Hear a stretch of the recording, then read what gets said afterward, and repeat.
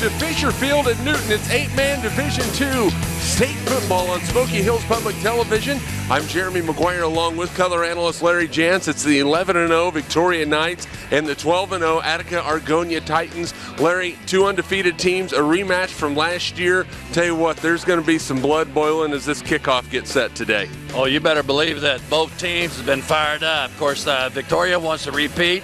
And that'll be the first time ever that they could have two state championships back-to-back. Likewise, on the other side of the ball, they were embarrassed on defense last year, the Attica-Argonia Titans. And by golly, they don't like that 52-8, so they've been working extremely hard to get here. They have a transfer, Jacob Norris, came in from Norwich, that's stepping up physically as well as linebacker on their defense. So, and they've run the table. Both teams run the table, 12-0 for Attica. Or Titans, and by golly, the Knights 11-0, and it'll a heck of a ball game. One thing you look at Victoria, they're a team that's dealt with injuries and adversity all year. Brady Dinkle goes out early in the year. Joe Dortland comes in at quarterback. Dinkle gets healthy again. Dortland gets hurt. He's out. I'll tell you what, it's been a carousel for them, but they've been able to stay focused and stay pretty solid. Yeah, and it's like you mentioned earlier off the camera one time, you and I was talking about the little old muscle, hamster and the pocket rocket, Parker Riedel, he was alternating plays when they started about the 3 games before the last year, for the championship game. He was alternating when Brady Dinkle got healthy again. They were alternating plays, bringing him in there, either tailback or wide receiver for Doug Oberle. And so anyway, that's how all that went place. I mean, it's incredible how they've come back through adversity and prevailed, especially in that semifinal against, a very, very tough Wallace County Sharon Springs football team. Those Wildcats are tough. You look at Attica-Argonia, Alec McDaniel, that's where it starts and stops for them. Yeah, he's their whole key. He was their key a year ago, and he hasn't done anything else but prove the same medal. And his younger brother is stepped in as a freshman that's on the offensive line. And so they've done an incredible job. The whole team has to get here. They're on a mission, and it'll be whoever wins. To me, the line of scrimmage makes the least mistakes going to win the game today. It should be a fun one. The Victoria Knights, the Attica-Argonia Titans. More from Fisher Field and Newton right after this on Smoky Hills Public Television. Pre-game of the 8-man Division II Football Championship is brought to you in part by an underwriting grant from locally owned Beaker Insurance Agency for business, life, farm, home, auto, all your insurance needs, and annuities at Beaker Insurance Agency, Hayes. Dryling Pump and Supply, proudly serving central and western Kansas since 1998. Count on them for any and all of your oil field needs, whether it be service or supply. Dryling Pump and Supply, located in Victoria. New name, same great service.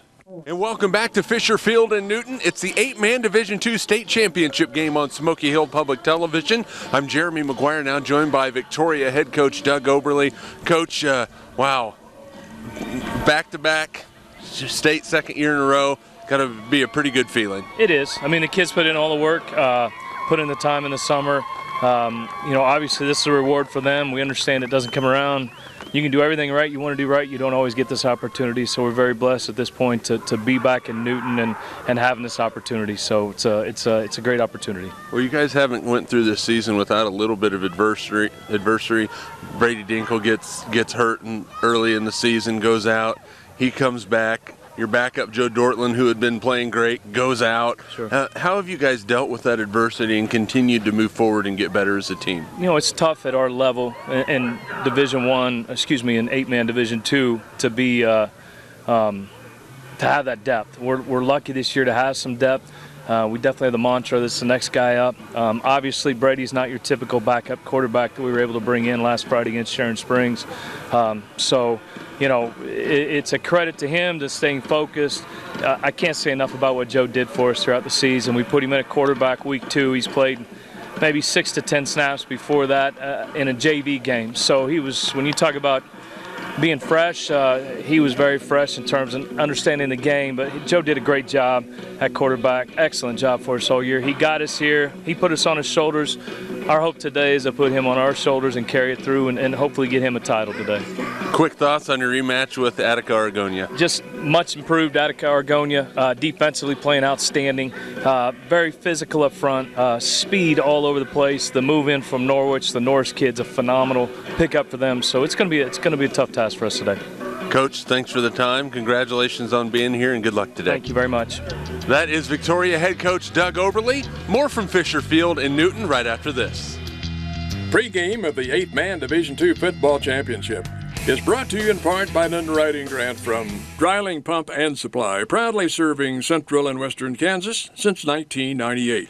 Count on them for any and all of your oil field needs, whether it be service or supply. Dryling Pump and Supply, located in Victoria. New name, same great service. Locally owned Beaker Insurance Agency for business, life, farm, home, auto, all your insurance needs and annuities at Beaker Insurance Agency, Hayes. And welcome back to Fisher Field in Newton. The Victoria Knights and the Attica-Argonia Titans here in the 8-man Division II state championship game. We're now joined by the co-head coaches for the A&A Titans, Luke Greenwood and Lance Vanderveer. We're going to go with Coach Greenwood first. Coach, you got a rematch with Victoria last year. What's the key offensively for you guys today against the Knights? Well, obviously we got to slow down their front. I mean, they got one of the best defensive lines probably in all of 8-man, so we'll have to be on them, stay on our blocks, finish our blocks, and then also our running backs just got to run hard and finish their runs. We're going to switch over to a little defense with Coach Vanderveer. Coach, they've had some changeover at quarterback. The Dinkle kid's back in after the Dortland kid got hurt last week. You look at them offensively, what's the key for you guys on defense? The big thing is they play downhill. They're coming at you hard all the time, run a lot of option. We just got to make our reads and be sure we're in the right place and just stay home. And they're going to power at you until you get it stopped. Then they're going to come out with play action, and we just got to be ready and make our reads. How fun is it to be back here in Newton again this year? You got to love it. It's really good. I'm looking forward to the rematch too. Well, it should be a fun one. Coach Greenwood, after your loss last year to Victoria in the state title game, how much and how long has that stuck with you guys? Well, I mean, you don't ever forget it. I mean, just driving up here today, thinking about what happened last year and what transpired. I mean, we went through the whole off season thinking about it, hoping we'd get another shot to get back up here, and then just so happened we got another shot at Victoria. So, we're excited to be here and hope we're put on a better show this time. Coach, good luck today. Thank you. Coach, good luck. Thank you, sir. That is the A&A Titan head coaches, Luke Greenwood, Lance Vanderveer. We'll have more from Fisher Field and Newton after this on Smoky Hills Public Television.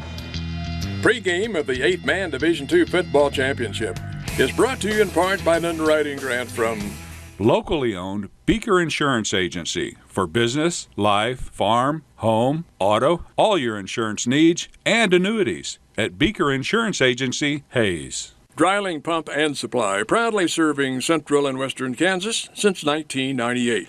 Count on them for any and all of your oil field needs, whether it be service or supply. Dryling Pump and Supply, located in Victoria. New name, same great service.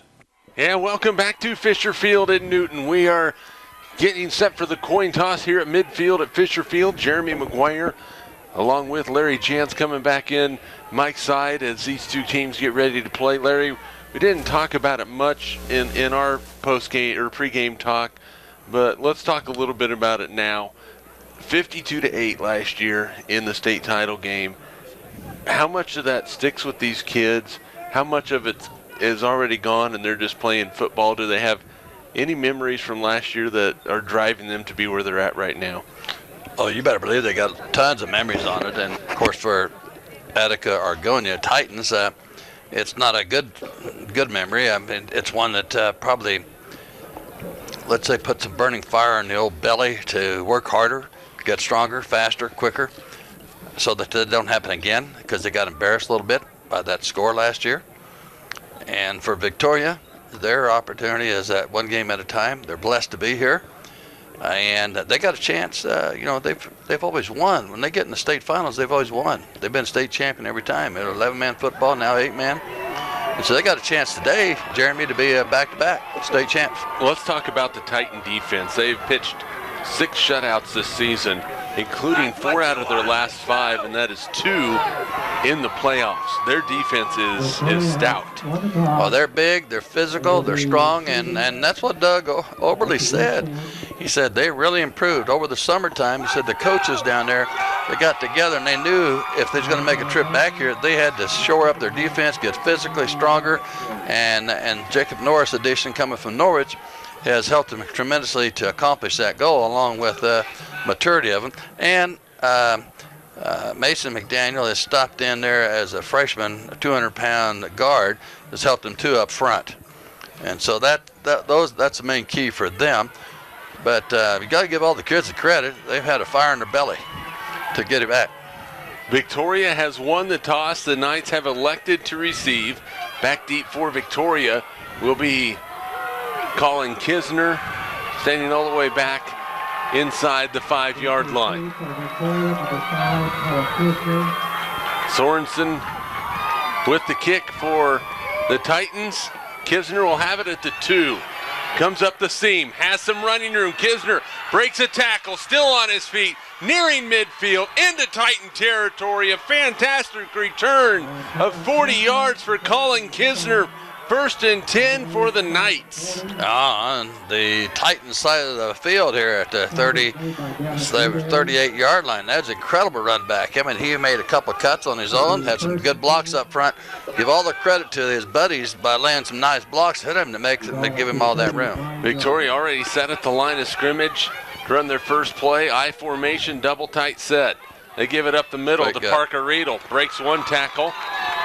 Inside the 35 down to the 33-yard line. A pickup of 6 yards on the play. It'll bring up 2nd down and 4. And they're ready to go again. Look at here. Quick huddle. See? Right back at the line of scrimmage.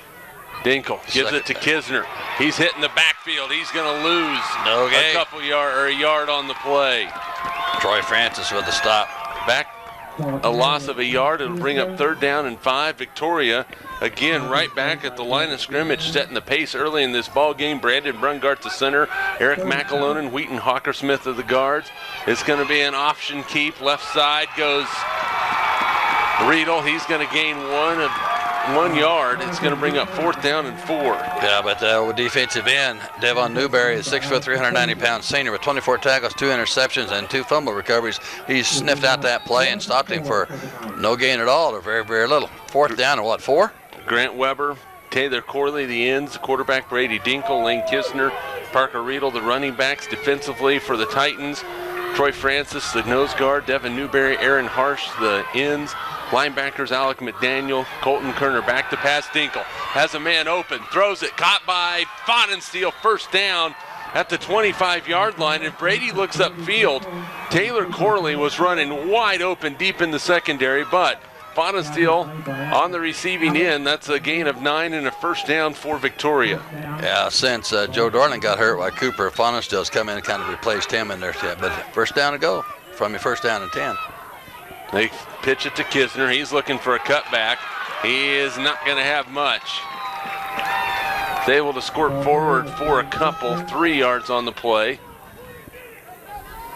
Alec McDaniel on the tackle. 2nd and 7.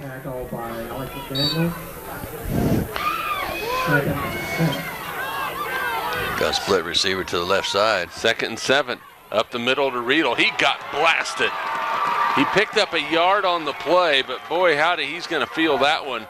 Riedel not that big, 120 pounds, soaking wet, but he is mighty tough. A gain of 1, 3rd and 6. And I think that was Colton Kerner on the tackle, as well as Alec McDaniel, linebackers. 3rd down for Victoria, long count. It's going to be Riedel again, goes left side, going to be short of the 1st down. He picked up 4. It'll bring up 4th down and 2. And didn't take long for Oberle to send the next play. Kisner's the lone setback. Fontensteel, that's Cooper Fontensteel split to the left. 4th down and a long 2 for Victoria. Brady Dinkle takes a step back, looks at his head coach. Play clock winding down under 10. Dinkle's going to option it to the left. Brady keeps it. He gets hit, but he's going to have enough for a 1st down. Yeah, got enough to move the sticks. Ball carried by Brady Dinkle. He picks up 4 on the play. 1st down for the Knights. That's 2 first downs in a row. On 4th down conversions. That's absolutely just a great job of ball control so far by the Victoria Knights. 1st down and 10 from the 14 for Victoria. Dinkle's going to throw it under some pressure. Now he's going to step up, runs it, breaks a tackle inside the 10, still on his feet inside the 5, dives, touchdown Victoria. Great job. 14 yards out, Brady Dinkle found his way to pay dirt. It's 6-0. A heck of an individual effort there for the senior quarterback. With 8:37 to go in the first quarter, the first time they got the ball, they scored on 2 first downs and a heck of a play there by Brady Dinkle. Great job, but he's only had, of course, you know, had that been hurt for most of the time. Here's the 2-point extra point, Jeremy. Dinkle's going to roll to his left, looking for Grant Weber in the back of the end zone. Did he get it? Got him. Yep. He did! Wow, great coverage. Yes. By the Titans. It was Brady Rickey on the coverage. He was right where he needed to be, but Dinkle just floated the ball over his hands, and Weber was able to concentrate and bring it in. So with 8:37 to go first quarter, Victoria on top by a score of 8-0. And boy, a nice drive by the Knights, Larry. They took it on the 39-yard line of the Titans, drove it down, a couple of 4th down conversions. Boy, and fast paced too. They weren't wasting any time. Oh no, it's quick huddle every time. I mean, no huddle at all. Just get the line of scrimmage. The play was called. I mean, Coach Oberle, I think he just wanted to quick it up. These guys are big. He wants to try to keep the pressure on the line, maybe try to wear these guys down a little bit. Tell you what, defensively, it takes more out of you because you don't know where the play's going. You're not sure what's going to happen. It takes just a little bit more on the defensive side of the football. So if you can accelerate that more, which the Knights did that time, it makes it difficult. And the Titans, they start 6 seniors and 2 juniors on the defense, you know. They generally run a 3-3 defense, sometimes a 4-3, and of course the goal line is 6-2. But here's your kickoff by the Knights. That's a line drive kick. Norris looking at it. It checks up out of bounds at the 10-yard line. It's going to be a kick out of bounds. And either be, see if they make Victoria re-kick it. Looks like they're going to. Norris, you want it, let's do it! Jacob Norris on the far side. Devin Newberry on the near side. Let's go, Kick out of bounds. Free kick. Hamburger, get somebody! Boy, and somebody is very vocal outside our window here, Larry. He didn't care who they hit, he just wanted to hit somebody. McAlonen will kick it all over again for the Knights. Let's go, Mason! On Turner! And it's a little bit of a squib. It's going to be covered. I believe that's Ricky that fell on it, so great field position for the Titans. 1st down and 10, their own 33-yard line, almost to 34. Offensively for the Titans, Tyler Deviney and Mason McDaniel, the guards, Troy Francis, the center, Aaron Harsh, the end. The other end is Colton Kerner, quarterback Alec McDaniel, Devin Newberry, a running back, Seth Himberger, the back. Defensively for Victoria, Hawker Smith, the nose tackle, McAlonen and Brungart, the ends. The linebackers are Corley and Bryant Carleen. Colin Kisner, Grant Weber, the corners. Brady Dinkle is the safety. Not much going that time for McDaniel. A yard gain on the play. McAlonen on the tackle for Victoria. McAlonen had a great read. He was out 2 or 3 yards in the backfield right when the ball was snapped and made a great adjustment and stopped Eric McDaniel for just a short 1-yard gain. But they had twins to the right there. They split them open, so trying to spread them out a little bit and then open up the key for the draw play there by the quarterback. Well, McDaniel's who they like to go to. Alec, the 160-pound senior options it to the right side. Nobody Corley there. Taylor Corley came knifing in from his linebacker position to make the hit. Boy, they came in hard and fast on that play. Larry Jansen made a big hit on the senior McDaniel, a loss of 3 on the play. That's a great play by Taylor Corley, the 166-pound senior. He only had 45 tackles this year, 3 interceptions, and 1 fumble recovery. Nothing better than that, because he had him for about a 2 to 3 yard loss. He met him in the backfield. Great job by Corley. 3rd down and 12, a passing situation for the Titans. McDaniel to throw. Under a little bit of pressure, throws it up the field, has a man out there. It is caught. Newberry brings it in inside the 20. He's down at the 13-yard line. And that was good coverage also, and especially looking back into the sun, that's a heck of a catch by him. That's a 37-yard pickup and a 1st down. Wait, Newberry was covered. He just made a play on the ball. You're absolutely right, and there's a great throw, great time. It was exactly where it had to be. 1st and 10 at the 13-yard line. Option right. McDaniel pitches it to Newberry. He's going to be hit. Breaks a tackle. Still on his feet. Going to pick up about 5 on the play. It will bring up 2nd down. And there's about 4 or 5 Knights from Victoria that made that tackle there. They had a great stop there. They had good pursuit to the ball, for the ball. Some of the defensive keys for the Victoria Knights: control the line of scrimmage, also contain their quarterback, Allie McDaniel, and get takeaways, force turnovers. That was the main key for Coach Doug Oberle's Knights. 2nd down and 5. Man in motion for McDaniel. He's going to follow right behind the motion in the blocking. Inside the 5. Very close to a 1st down.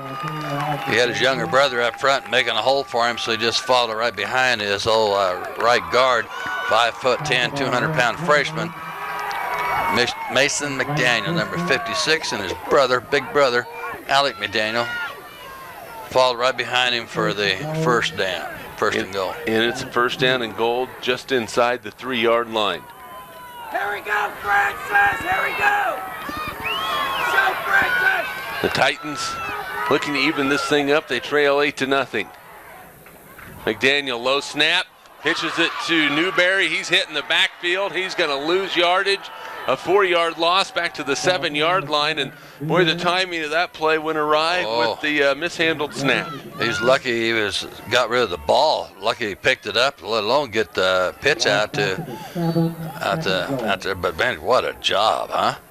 By the Victoria Knights. Boy, Victoria really attacking the line of scrimmage early in this ball game. Sure are. Now what do we got? 2nd down. 2nd down and goal from the 7. McDaniel looking to throw. Now he's in a little bit of trouble. Scrambles, throws it to the end zone. Too long. Way over the head of, I believe that was Norris out there. Incomplete. It'll bring up 3rd down.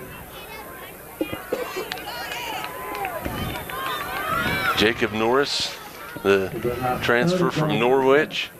So they started this latest set of downs, 1st and goal just inside the 3-yard line.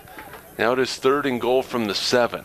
The pass just went over Norris's head that time. And he was a quarterback at Norwich before he transferred, so a nice playing linebacker mostly. 3rd down, 7. McDaniel to throw it. Looking, has a man open. It is caught. Touchdown, Aaron Harsh, his 4th receiving touchdown on the season. And the Titans are a 2-point conversion away from tying the game. Yeah, Aaron Harsh, a 6'3", 195-pound senior. He's had 5 receptions for 180 yards. They don't pass the ball that much, haven't had to. 3 touchdowns this year. Now he just caught one for his 4th touchdown here in their campaign at 2:15. And here they go for a 2-point extra point, Jeremy. 2-point conversion on the way. McDaniel rolling to his right, looking. He's going to run it towards the goal line. Did he get in? He did. 2-point conversion is good.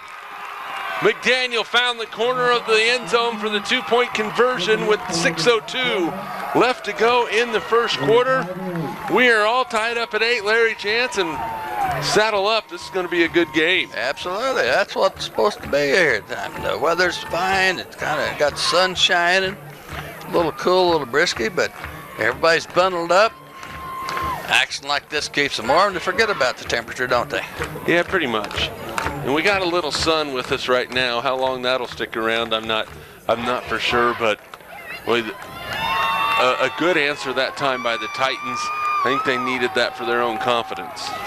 Yeah, because it still would probably lingers in the back of their mind how methodically the Victoria Knights marched the ball down in the first possession and scored a touchdown on them. Especially since they've been so physically so dominant on defense, huh, Jeremy? And then all of a sudden have that happen to them. So at least they tied it up, and the ball just went off the tee, so now we got to redo it. The wind ain't that much, is it? Huh? Yeah, it's still whipping up there pretty decent. Well, the flag's still on the pole. Well, I mean, you know. Here's the kick. It's a high end-over-ender. That's going to be into the goal line, inside the goal line for a touchback, so it will be first down and 10 from the 20-yard line, or from the 15-yard line, excuse me. Still adjusting 11-man to 8-man. So first down and 10 for Victoria. Their last drive went 39 yards. Cooper Fonan steals the fullback. The tailback is Kisner. Kisner will get the carry. He goes left side. He has some running room. Lowers that shoulder, holds on to the football, picks up 15 yards. Ball is carried by number 44. And I tell you what, he's a bulldozer when he runs through. I mean, he's gonna run through you, under you, over you, around you. He's gonna get through you, so you've got to really wrap him up. You better be low, or he's gonna knock you in a cabooster.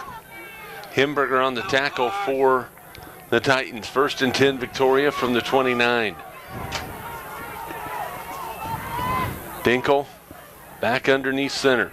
Riedel with the carry. He's like just so quick off that line of scrimmage. Picks up 5 yards to the 34. And that little muscle hamster that's one of his nicknames, isn't it? Or pocket rocket. Now he shot off that when he got off there like a rocket, didn't he? It's pretty quick. Second down and 5. See if Victoria maybe goes to the air on this play. Dinkel gives it left side to Kisner. Nowhere to go. He's going to lose one on the play, in on the blitz. I think it was Eric McDaniel. Alec McDaniel. Excuse me. Alec McDaniel on the tackle. It is going to be a loss of a yard on the play. It'll bring up third down and 6. You got over 20. It's hard to read the numbers, isn't it? A little bit. Well, with the sun where it's at right now, trying to decide between 20 and 30 sometimes is a little challenging. Pistol formation for Victoria. They have 2 wide receivers near, 1 to the far. Dinkel to throw. Under some pressure. Rolls to his right. Has some time. He's wrapped up. He gets away again. Will he be able to clear out? No. No, he's still going. How in the world? And he's finally brought down. He's going to lose yardage back to the 26. A loss of 7 on the play. It's 4th and 13, but boy, he tried everything he could to keep that play alive. Yeah, we're going to punt the ball away this time. We're going to bring in his punting formation and send old Eric back to punt it away. Yeah, you have to punt this one. Well, you don't have to. It's advisable. McAlonen to take the snap. It's a good one. He gets the kick away. Kind of a wobbler off towards the sideline. Checks up and will stay inbounds and be down at the 32-yard line. So great field position again for the Titans. First and 10 at their own 32-yard line. 8-8 is the score. 3:40 to left here in the first quarter. Our score brought to you by the Gorham State Bank of Victoria and Gorham.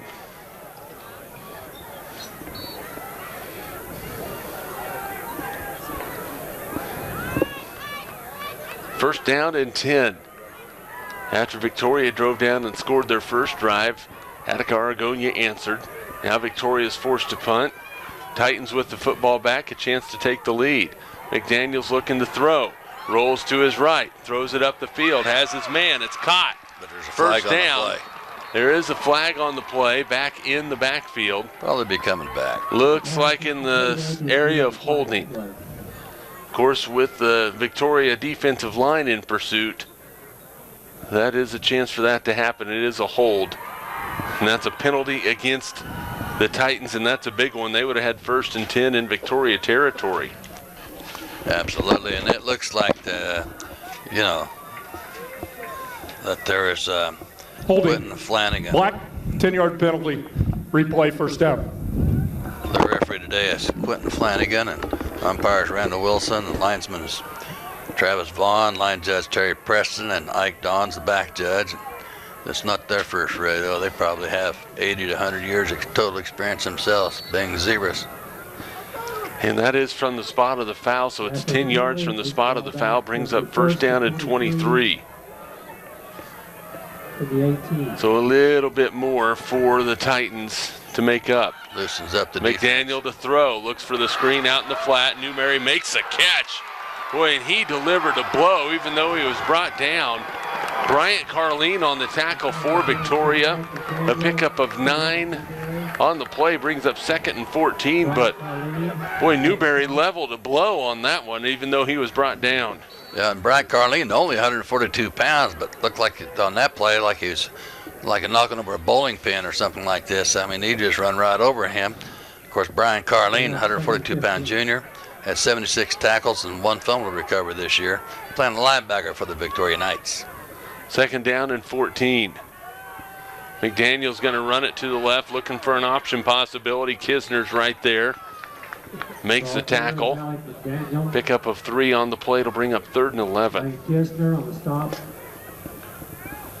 That's a great job by Lane Kistner. Well, he's a tough, strong guy, I'll tell you that for sure. Well, keeping that outside arm free. When you are playing that option, you have to force the quarterback to make a decision. Yes. And he did right there. McDaniel chose to keep it, and Kisner brought him down. 3rd and 11. 2:03 to go here in the first quarter. We're tied up at 8.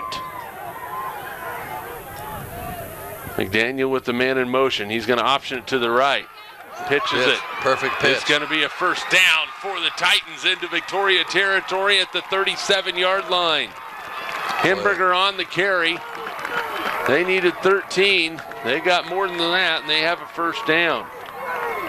That's a great job by Seth Hemberger, 5'9", 165-pound junior. Had 40 carries for 364 yards this year and 6 touchdowns. And Eric McDaniel, boy, did he pitch it at the exact right time, huh? He was going down to the turf. Aliquid was good, man. 1st down and 10. Yeah, he did pitch it at the exact time. If he pitches it sooner or holds it longer, that play doesn't work.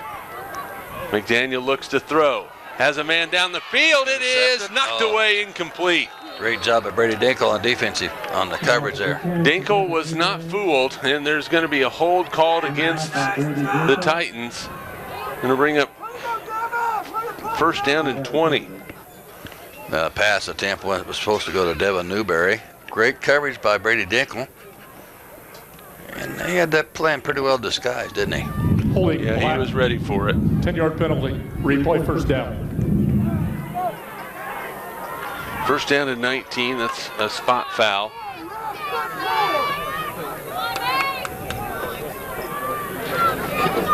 Ball moves back into Titan territory. Well, Victoria struck first on the 39-yard drive, scored on a 14-yard touchdown run from Brady Dinkle, added the 2-point conversion and made it 8-0. Then Attica-Argonia answered.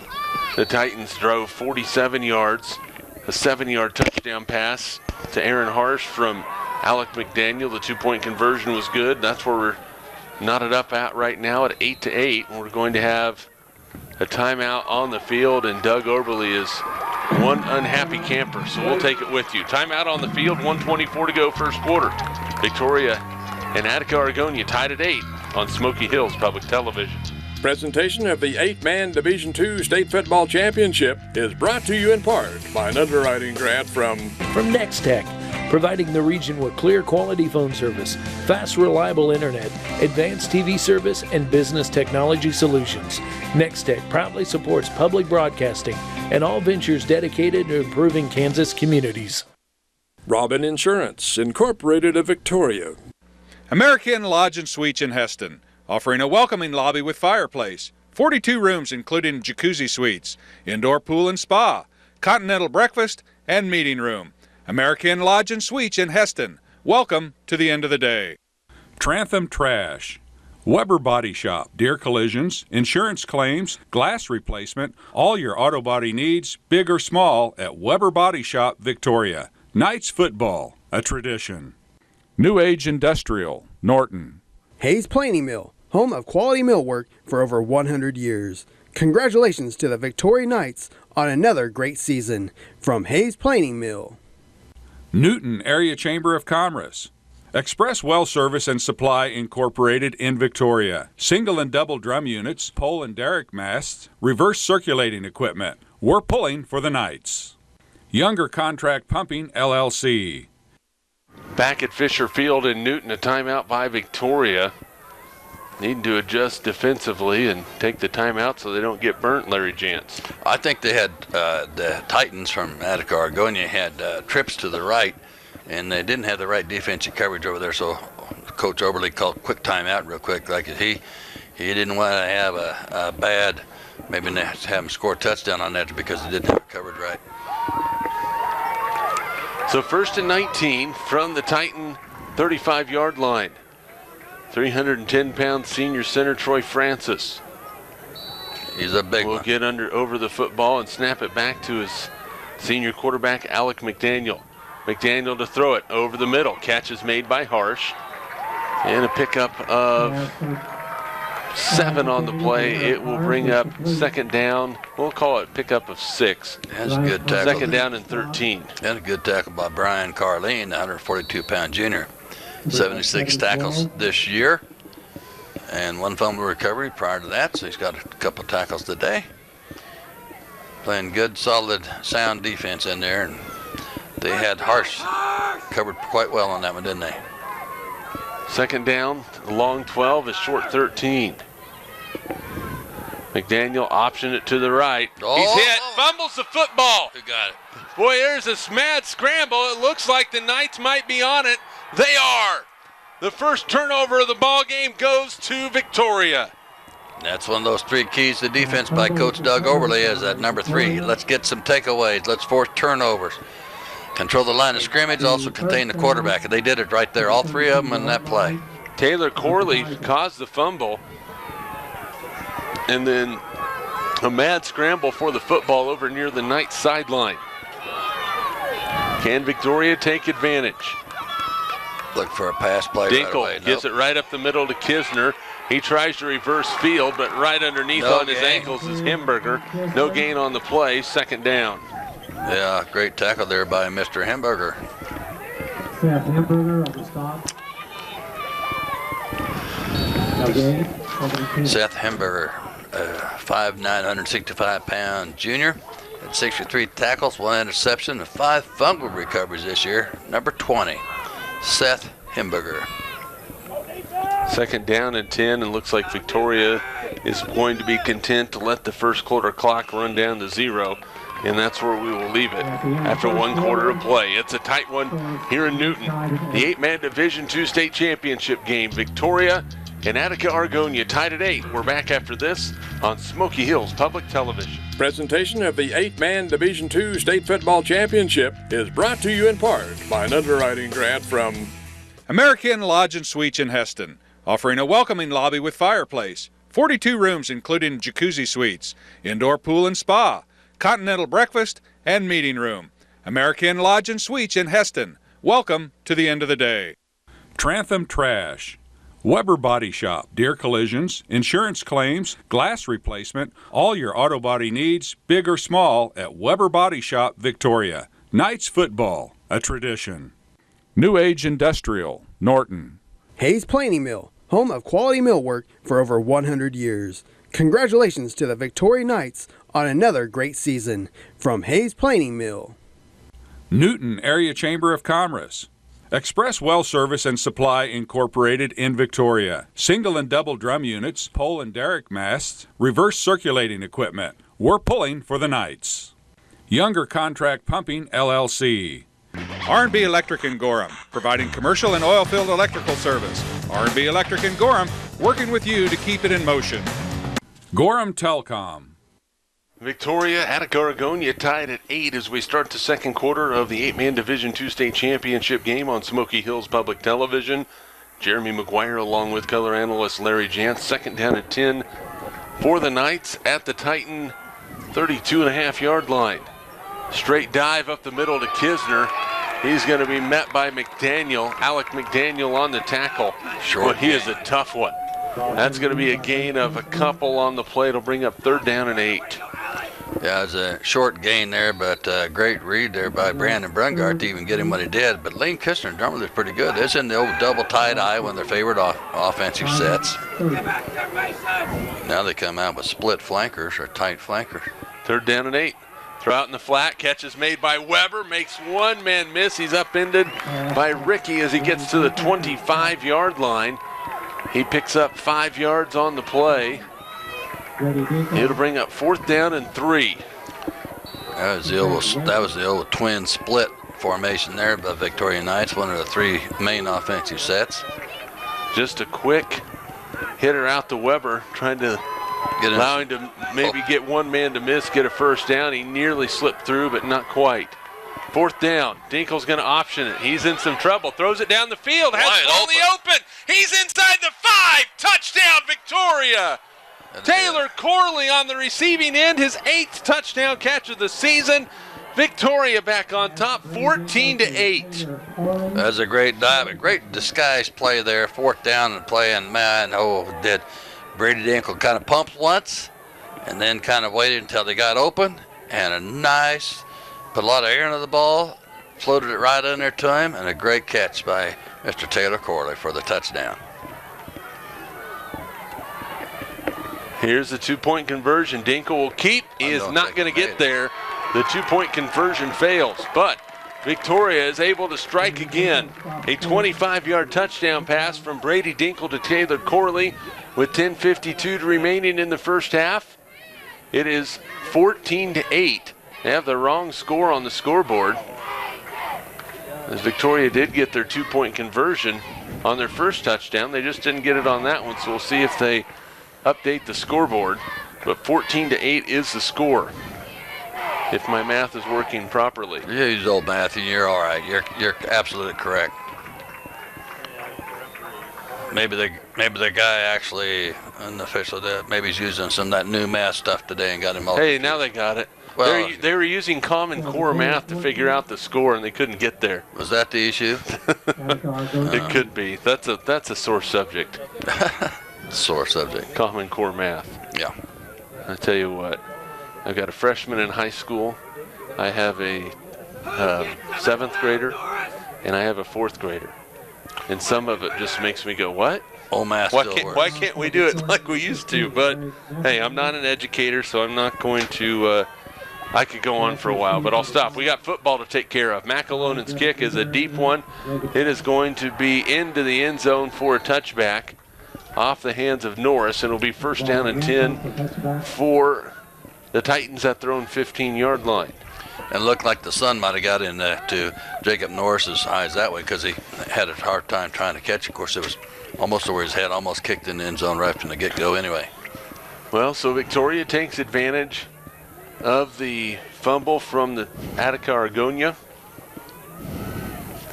And now Attica-Argonia gets it back. Last time Victoria scored, the Titans went 47 yards for an answer. They have 65 yards to go this time.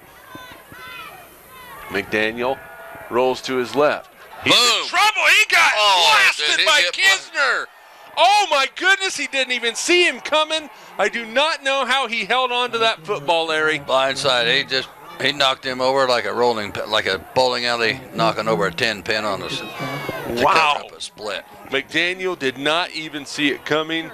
Hats off to him for hanging on to that football. I'll guarantee you, Alec McDaniel's grandpa, grandma, mom, dad, aunt, and uncle's going to feel that pain and that hit to about Wednesday of next week. Well, he just came right down the line on that one. What a job by Kistner on that one, huh? 2nd down and 15. Man in motion is Norris. Option to the right side. McDaniel pitches it. It is out of bounds. Back. Where are they going to spot that one? About the 11-yard line, so a gain of a yard, maybe 2 on the play. We'll call it 2. 3rd down and 13. I tell you what, I think Alec might have been, if it had been me, might be a little gun shy a little bit, thinking, where's Kistner at? I got to find out where he's at before he snapped this ball. Well, if it was me, I'd probably still be down on the field.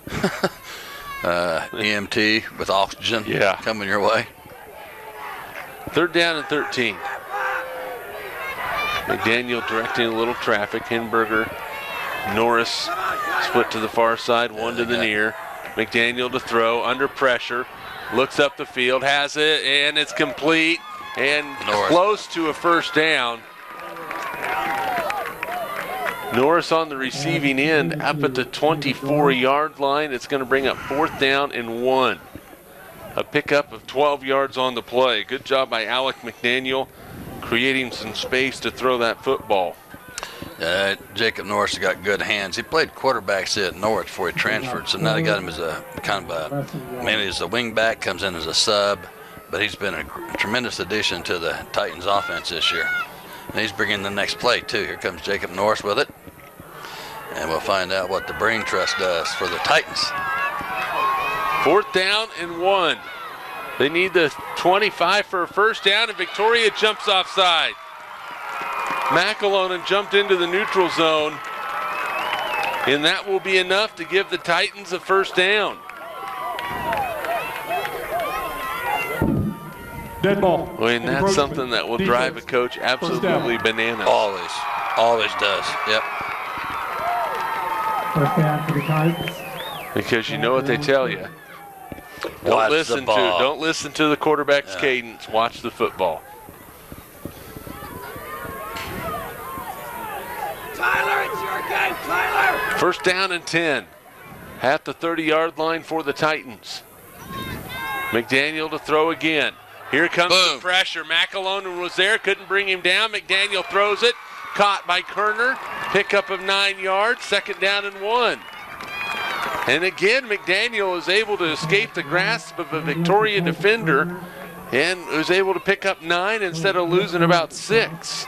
All the credit goes to Alec McDaniel. My goodness gracious. He's passed 28 out of 41 times for 633 yards this year and had 10 touchdowns, 1 interception, but he's rushed the ball for 800 yards.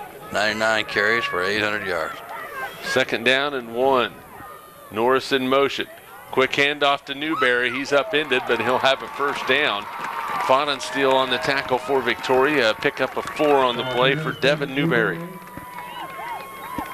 Devin Newberry, 6'3", 190-pound senior. He's rushed for 960 yards this year, 25 touchdowns. That's not bad on 85 carries, and 6 receptions for 126 yards and 4 touchdowns in the air. 1st down and 10 in Victoria territory at the 37. Right side, Newberry. Boy, he is surrounded by Victoria Knights. Colin Kistner there for Victoria. Also Brady Dinkle coming up to make a play. I think we're going to have a loss of a yard on the play. It'll bring up 2nd down and 11. Yeah, it was a great job there. They smelled it out that time, the Victoria Knights did. So Devin Newberry this time didn't go very far. 6'3", 190-pounder. As we mentioned, almost 1,000 yards for the year, for the season. And a combined 29 touchdowns. 2nd down and 11. Newberry split to the near side. McDaniel on his own in the backfield, has a man in motion. Now McDaniel's going to keep it. He's hit and dropped. Brandon Brungart shoots in from his defensive end position. That is going to be a loss of 4 on the play. It brings up 3rd and 15. Oh, that was a tough play, but number 55, the defensive end, the 190-pound senior from Victoria Knights, 36 tackles this year prior to that one right there. And he got him for a loss. Well, the Titans have had their way of making some progress on 2nd and 3rd and long. Yeah, but you got that right. Yeah, well, they got another opportunity right now. Trips to the far side for the Titans. Back to pass McDaniel under pressure. Oh. He's in trouble, fumbles it. It's on the ground, and Hawker Smith has it, I believe, for Victoria.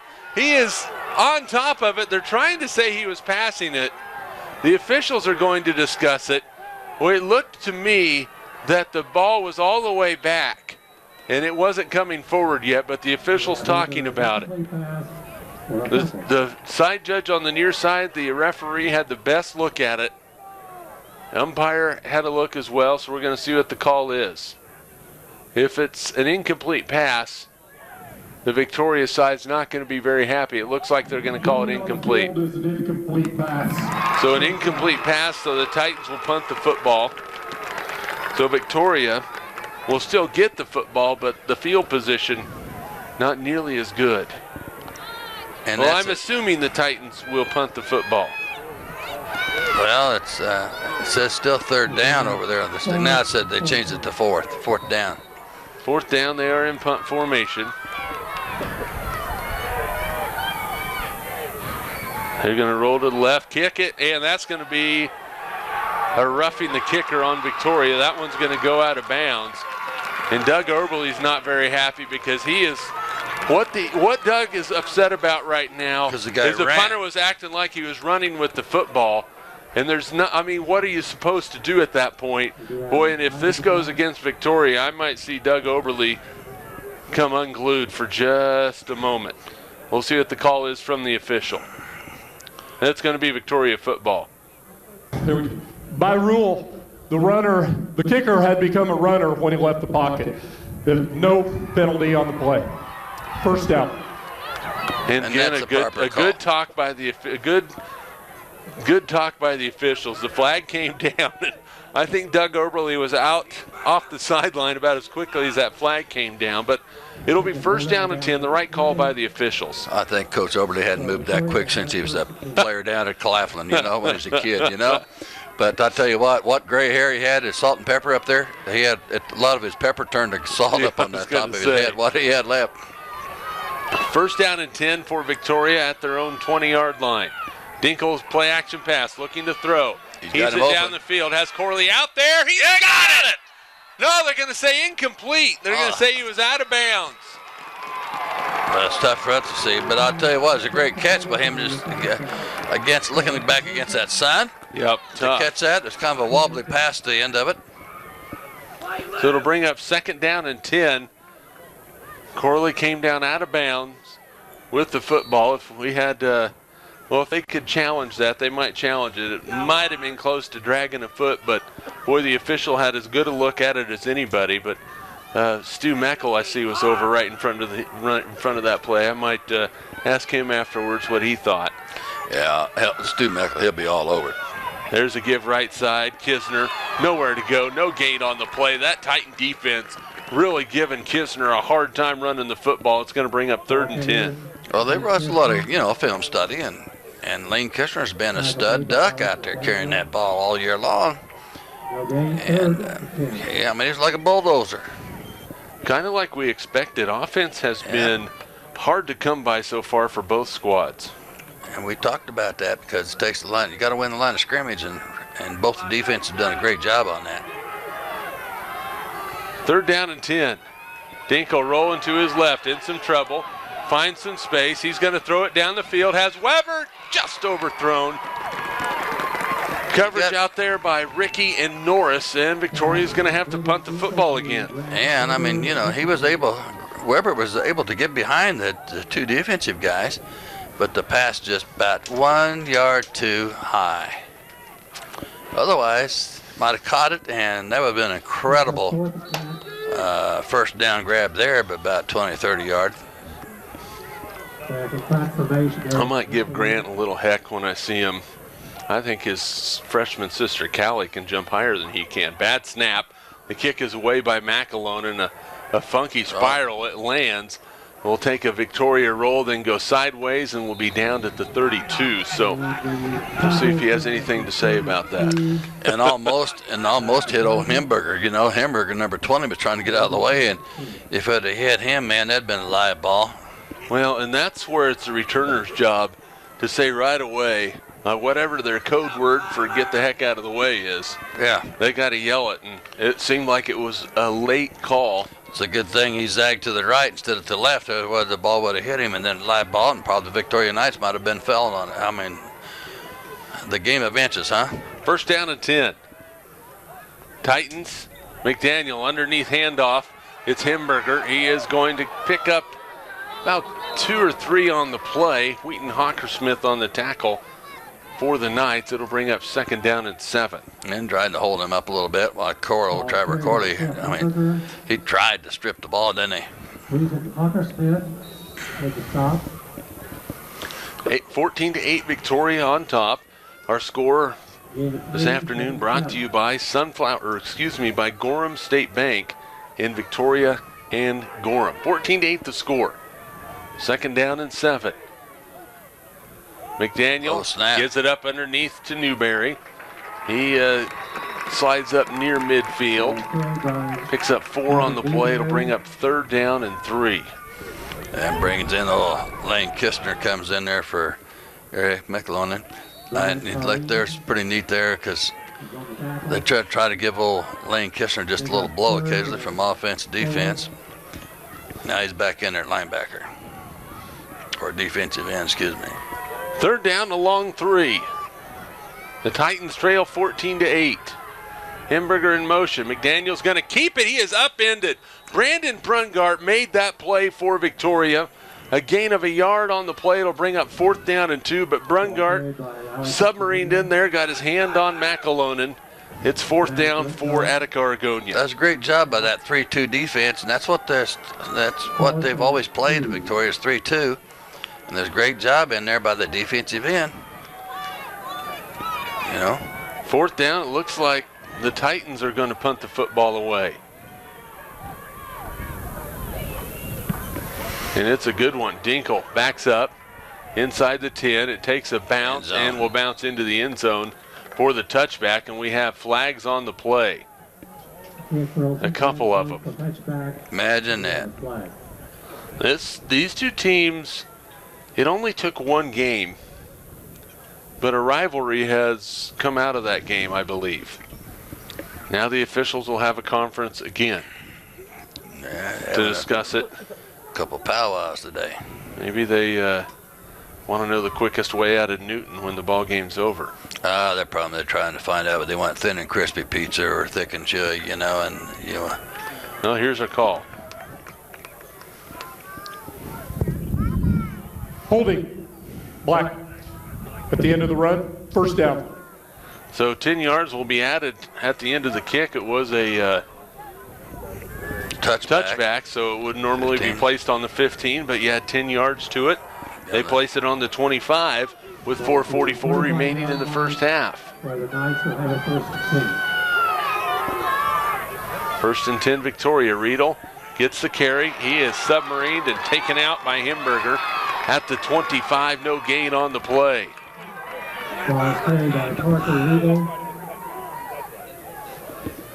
Victoria so far 48 yards rushing, 39 yards passing, 87 yards of total offense. For Attica-Argonia, 24 yards rushing, 80 yards passing, 104 yards of total offense. I would say the defenses are reigning supreme so far in this ball game. You got that right. 2nd and 10. Dinkle is going to option it to the right. Brady pitches it back. Colin Kistner with the carry. Gets to the edge, is shoved out of bounds, and is going to pick up 2 yards on the play. It'll bring up 3rd and 8. First carry of the ball game for Colin Kistner. And you got Parker Riedel over there getting the next play from Coach Doug Overly. Maybe he's going to bring him in. There's the play called. Here comes Parker Riedel. 3rd down and 8. Your little muscle hamster, they call him. Play clock at 10.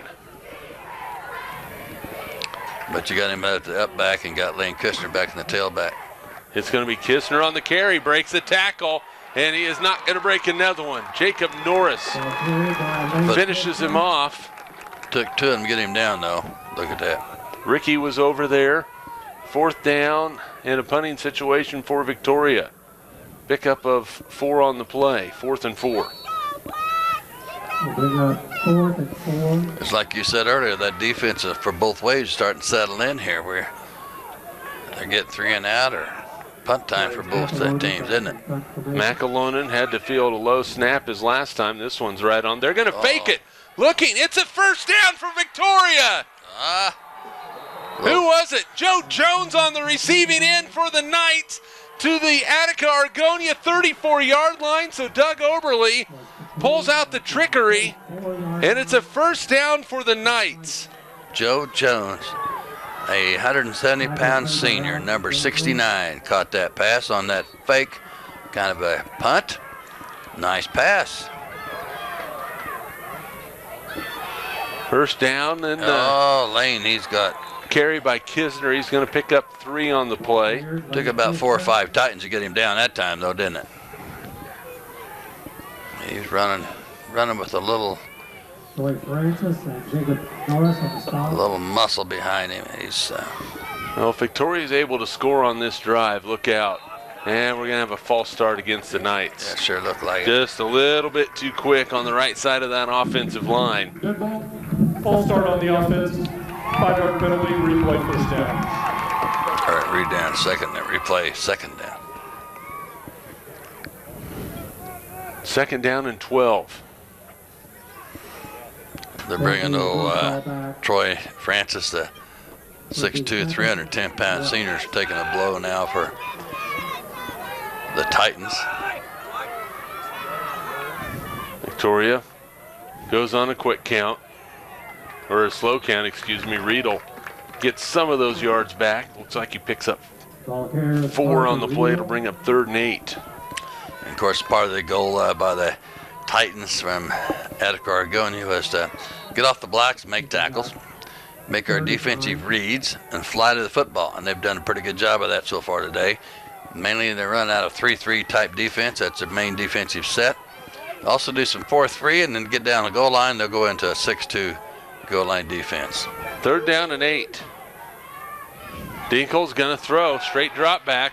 Under pressure. He's hit. And he is dropped. Himberger in there. Devin Newberry's in there. A loss back to the 37-yard line. A timeout on the play. A loss of 5 for Victoria. Timeout on the play. We'll take it with you. 1:53 to go first half. 14-8 Victoria on Smoky Hills Public Television. Presentation of the 8-man Division II State Football Championship is brought to you in part by an underwriting grant from Weber Body Shop. Deer collisions, insurance claims, glass replacement, all your auto body needs, big or small, at Weber Body Shop, Victoria. Knights football, a tradition. New Age Industrial, Norton. Hayes Planing Mill, home of quality millwork for over 100 years. Congratulations to the Victoria Knights on another great season from Hayes Planing Mill. Newton Area Chamber of Commerce.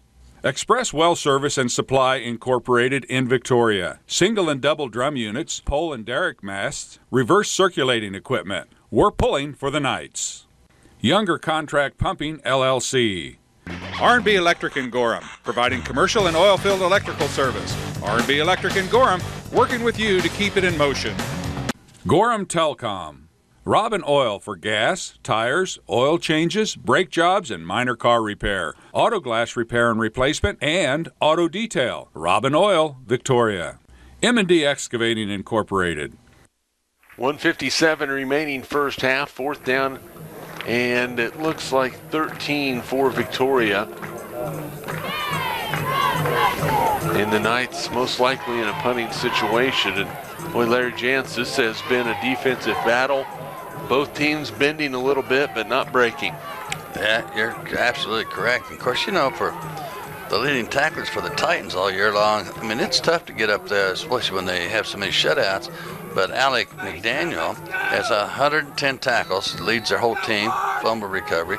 Jacob Norris is 74 tackles. But here you go on punt formation by the Knights. McAlonen gets the snap. He will punt this one over towards the sideline, and it is going to be out of bounds right at the 11-yard line. 1st and 10. That is where the Titans will take over on their own 11-yard line. 1:51 remaining. If you're enjoying watching today's broadcast of the games, be sure to contact your PBS station and let them know all about it. 10-yard line. First down and 10 from the 11. Timeouts remaining, both sides with 2. Victoria would like another turnover right here. Attica-Argonia would like to find a way to navigate 69 yards in the next 111 seconds. And it could happen very easily, couldn't it? They got the athletes to do it. McDaniel, it's a reverse pass. Norris looking to throw. Oh, yeah. McDaniel on the backside. He drops it. Oh, a little alligator arms for McDaniel. Victoria had recovered a little bit, but McDaniel still should have caught that one. Incomplete pass. It brings up second down and 10. Yeah, Jacob, I think Norris is going to take some of the blame himself. It was kind of floated out there to him. It wasn't a took spiral. If it had been a tight spiral getting out there, got him a little quicker to him, I think he would have caught that ball, don't you think? Yeah. He still probably should have caught it. I bet you if you asked Alec McDaniel, he said, yep, I should have had it. Second and 10. They throw it out in the flat to Himberger. Looks for the edge. He's going to be brought down right there. They'll continue to run the clock. No gain on the play. Yeah, got tackled inbounds, so the clock still runs, and then there might be a timeout called. Victoria will use the timeout with 1:32 remaining in the first half, and we'll take another one with you. 1:32 to go, first half. Victoria 14, Attica-Argonia 8 on Smoky Hills Public Television. Presentation of the 8-man Division II State Football Championship is brought to you in part by an underwriting grant from Hayes Planing Mill, home of quality millwork for over 100 years. Congratulations to the Victoria Knights on another great season from Hayes Planing Mill. Newton Area Chamber of Commerce. Express Well Service and Supply Incorporated in Victoria. Single and double drum units, pole and derrick masts, reverse circulating equipment. We're pulling for the Knights. Younger Contract Pumping, LLC. R&B Electric in Gorham, providing commercial and oil-filled electrical service. R&B Electric in Gorham, working with you to keep it in motion. Gorham Telcom. Dodge City Community College. Robin Oil for gas, tires, oil changes, brake jobs, and minor car repair. Auto glass repair and replacement, and auto detail. Robin Oil, Victoria. M&D Excavating Incorporated. United Ag. 1:32 remaining. First half, 14-8 Victoria. Jeremy McGuire and Larry Jantz from the 8-man Division II State Championship games on Smoky Hills Public Television. Boy, we've had a lot of defense in this ball game, Larry. We've had some good offensive plays too, but I think the story of the first half has been the defensive ability from both schools. Well, you know, you go back and look at it, and Victoria only allowed 86 points for the whole year, so it averages about 7.81 they give up as far as on defense. Likewise, hey, the Titans, they only gave up 74 points all year long, or 6. Third down. Back to pass McDaniel. Looking to throw under some pressure. Rolls to his right. Throws. It is caught. First down. Norris came back to the ball. Catches it down at the 29-yard line. That is a pickup of 18 yards and a first down. That's just smart play. So smart, heady play by Jacob Norris, who knew the quarterback was in trouble, and he comes back to the ball right along the sideline. Nice tight spiral, picked up the first down. Go, Francis! Trips to the right. McDaniel looking to throw again. Again, rolls to his right. Throws it up the field, incomplete. He expected Himberger to keep running. He cut off the route. The closest man was Taylor Corley. It's incomplete. Second and 10. And of course, Alec McDaniel's had 633 yards passing in this way, 20 out of 41. Didn't have to pass all that much this year because it did most on the ground. 99 carries for 800 yards, 26 touchdowns. Co-head coach for the Titans said this Victoria defensive line is probably the best, one of the best, if not the best in the state. They are challenging this offensive line for the Titans. Back to pass McDaniel under pressure. He's hit as he throws. Incomplete. McAlonan has had a piece of McDaniel many times tonight or this afternoon. It brings up third down after the incomplete pass. And Eric is at number 15 defensive end for Victoria. Had 59 tackles coming in this ball game and a fumble recovery, and 190-pound senior. Done a great job at defensive end. Part of that anchor on the 3-2 defense by Doug Oberle's Victoria Knights. Third down and 10.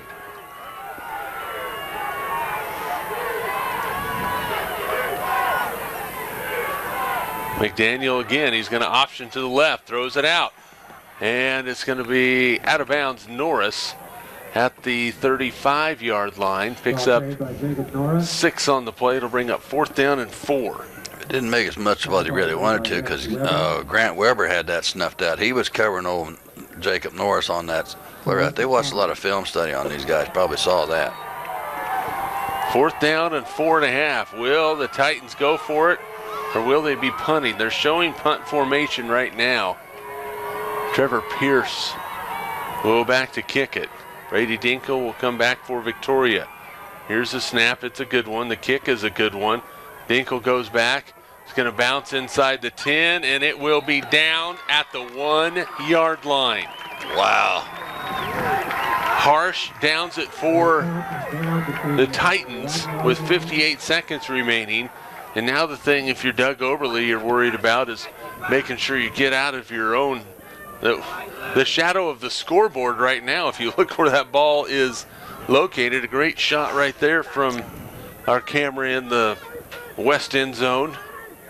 The ball right on the edge between the shadow and the sunlight. Now you're going to see Brady up underneath the center this time and just try to sneak out some yards. Dinkle, he's going to keep it going left. He has a gap. Boy, he's quick, folks. Dinkle on the run inside the 40. He's going to go all the way inside the 10. Touchdown, Knights. 79 yards. That's one way to do it. Well, he certainly kept it, Larry Jantz. He went like he was going to the right and then circled back left and went 79 yards for the touchdown. Oh, I'll tell you, that was incredible. And I was thinking if they just get a punch in there, the Titans still had 2 timeouts left. They're going to be calling timeouts. But Brady Dinkle says, you're not going to have any of that. I'm going all the way. 79 yards. Scamper. And here they go for a line up for a 2-point extra point. Kisner, right side, lowers his shoulder. He's in for the 2-point conversion. So with 46 seconds remaining in the first half, the Victoria fans have something to cheer about as Brady Dinkle goes 79 yards for the score. Is that a momentum swing or what? Well, could be. The Titans have 46 seconds to try and gain it back, but if they're not able to score on this in the last 46 seconds, that is a very, very large play for the momentum in this game. And we'll find out. And I'll guarantee you, Alec McDaniel, Jacob Norris, and the boys, Newberry, Hamburger, they're capable of scoring in split seconds also, just about like what Brady Dinkle just did for the Knights. Wow, and that hole opened up wide for Brady. You could drove a semi-truck through sideways. Yeah. You think about that. You think about, Moses parting the Red Sea. it was pretty wide. That was a little that. Brady Dinkle parted he parted that green turf out there. I here this past week I watched the movie Bruce Almighty with my son Gabriel when Jim Carrey parted his tomato soup. so we've had parting of the ways. Yes. So here comes the kick. McAlonan will kick it off. Boy, and you look at Norris shading his eyes, just trying to see the ball back deep for Attica-Argonia. It's a little bit of a pooch kick covered by Ricky at the 25-yard line. 1st and 10 for the Titans. Yeah, Hamburgers tried to get it, but kind of like a little squib kick, and he missed it, and Ricky recovered it. So now it's going to be 1st down and 10 for the Titans. Comes Alec in, and Jacob Norris is in.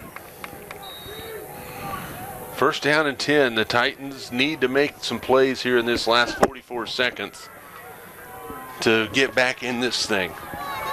They're still in it. I say to get back to within 1 score. McDaniel to throw it. Looks out in the flat. Catch is made by Norris, and he was not able to go out of bounds easily. Corley and Kistner on the tackle. A pickup of 3 on the play. It'll bring up 2nd down and 7. Great throw, great catch. Got the clock stopped. Still got 40 seconds to go to halftime. McDaniel takes the snap. Looks over the middle, has his man Himberger, and that's going to be a pickup of, looks like about 9 yards on the play. It's a 1st down. Yeah, they're moving the sticks. Seth Himberger had 440 carries for 364 yards and 6 touchdowns. Quickly at it. McDaniel looking, throws it away in the vicinity of Norris, but incomplete. No, he had 4 Victoria Knights over here and had Jacob Norris pretty well boxed in and cornered. 22-8 the score. The score brought to you by the Gorham State Bank of Victoria and Gorham. So 2nd down and 10, 26 seconds remaining. The Titans still with 2 timeouts. McDaniel throws it, and boy, a nice timing pattern. Newberry makes the catch. And boy, Attica-Argonia taking their time. Of course, Colin Kisner, he's well coached. He understands the time situation. That play basically took 15 seconds.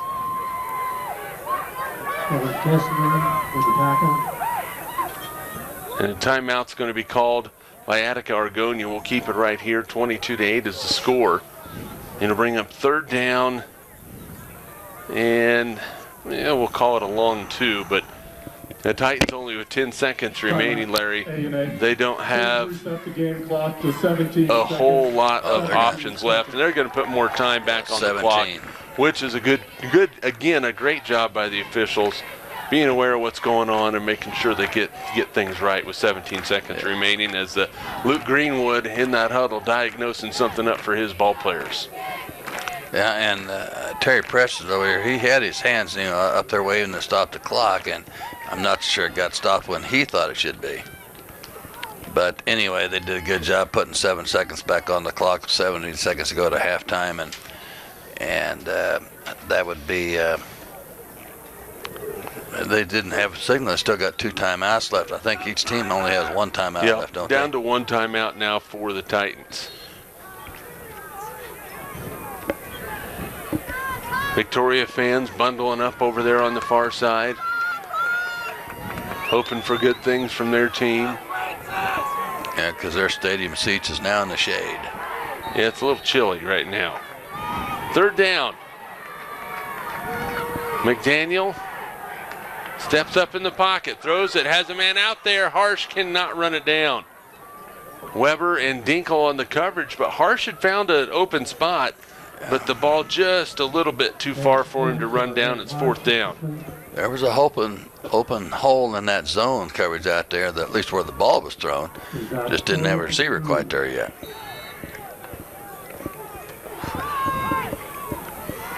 Of course, Harsh has had 5 receptions for 180 yards and 3 touchdowns this year. Attempted to have one then. 4th down. Low snap. McDaniel looking, incomplete. Under pressure, Hawker Smith and Corley in his face with 9 seconds remaining. Victoria will get a chance to do something here. If you're Victoria, do you put a knee to it, or do you try and make something happen? I'm going to try to throw a bomb if it's me. I mean, that's negative. They got down a little bit. They're a little bit discouraged because they didn't score that. Of course, I don't know what Coach Oberly will do, but if I'm the Knights, try and get about 10, 15 yards here, use a timeout. Back to pass Dinkle, looking to throw. He's in some trouble. He's stepping up. He's going to run it. He has some room. There's a flag on the play. Dinkle runs it, crosses traffic, still on his feet, brought down with no time remaining on the clock. So regardless of what happens, there is 2 guys hurt on the same play. Norris is injured, slow to get up for the Titans. Hawker Smith slow to get up for Victoria. We're going to see what the call is. Holding against Victoria. Penalty is declined. That is the end of the first half. 22-8 is our score at halftime in the 8-man Division II state title game. Victoria 22, Attica-Argonia 8. We'll be back with more from Fisher Field and Newton right after this on Smoky Hills Public Television. Presentation of the 8-man Division II State Football Championship is brought to you in part by an underwriting grant from Express Well Service and Supply Incorporated in Victoria. Single and double drum units, pole and derrick masts, reverse circulating equipment. We're pulling for the Knights. Younger Contract Pumping, LLC. R&B Electric in Gorham, providing commercial and oil-filled electrical service. R&B Electric in Gorham, working with you to keep it in motion. Gorham Telcom. Dodge City Community College. Robin Oil for gas, tires, oil changes, brake jobs, and minor car repair. Auto glass repair and replacement, and auto detail. Robin Oil, Victoria. M&D Excavating Incorporated. United Ag. From Nextech, providing the region with clear quality phone service, fast reliable internet, advanced TV service, and business technology solutions. Nextech proudly supports public broadcasting and all ventures dedicated to improving Kansas communities. Robin Insurance Incorporated of Victoria. On Masterpiece. If I was seduced by a man, I would not let any grass grow under his feet. Tomorrow I want you to tell me the missing element of your story. And if I don't? I'm sorry she wants a child, but she can't have ours, and that's flat. I can't bear the thought of your leaving. Well, if you love me, you'll support me. Allow me to present Prince Kuragan. Goodness, Granny has a past. Downton Abbey on Masterpiece. Saturday at 7 on Smoky Hills Public Television.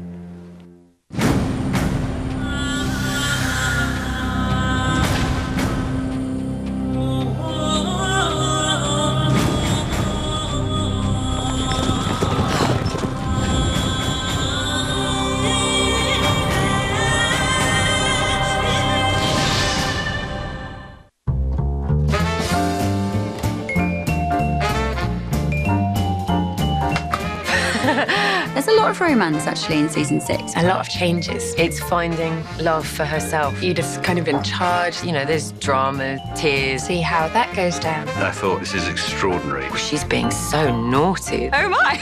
By the end of the scene, the audience will laugh their heads off. It's such fun to do.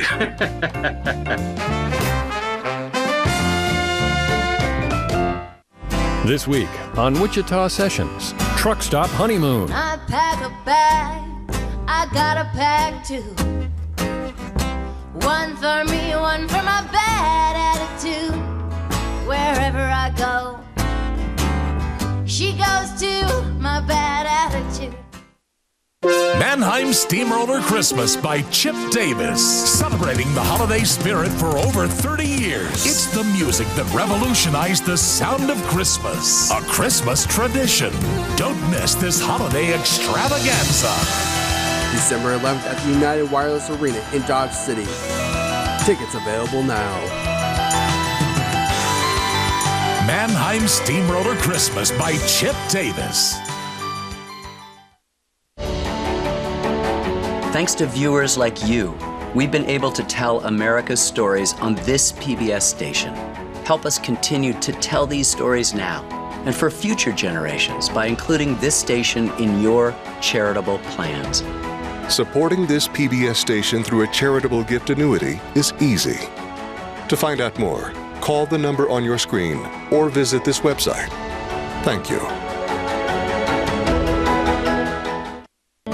What is purpose? Purpose is the answer to this question. Why do you get up in the morning? Sounds like a simple question, but for many of us, the answer is anything but simple. I'm Richard Leiter, and I truly believe that finding and living your purpose is the key to happiness and ultimate fulfillment. Join author and life coach Richard Leiter as he guides you in unlocking your life purpose.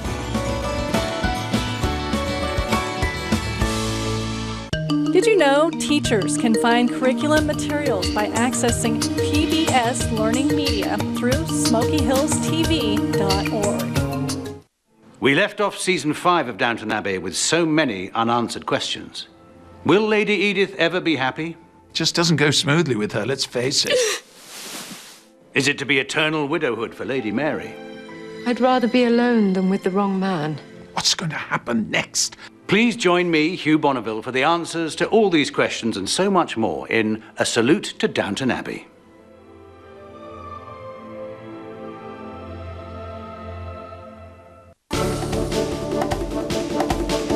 Where would you rather be during temperature and weather extremes? Outside or in a climate-controlled environment? Hi, I'm Darren Hefty with today's Ag Minute. I don't know about you, but when there are temperature extremes, either very hot or very cold, I prefer to stay indoors. I grew up raising pigs and cattle on my dad's farm. All our pens had outdoor runs for the livestock so they could go inside and escape the rough temperatures, or stay outside if they preferred. The problem with that was that our pigs would sometimes catch a cold, just like you or I would, when they kept running in and out all day, and we had a tough time keeping their water sources from freezing up. For those and other reasons, many farmers today use climate-controlled buildings to raise pigs. They're nice and warm during the winter, and they're kept cool during the summer. Pigs are happy, they grow faster, and for the most part, stay healthy. With today's Ag Minute, I'm Darren Hefty.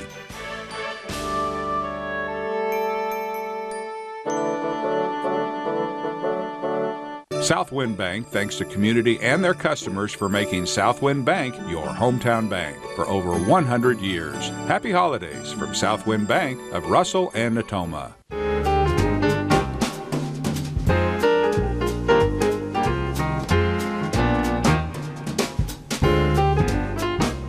Presentation of the 8-man Division II State Football Championship is brought to you in part by an underwriting grant from R&B Electric in Gorham, providing commercial and oil field electrical service. R&B Electric in Gorham, working with you to keep it in motion.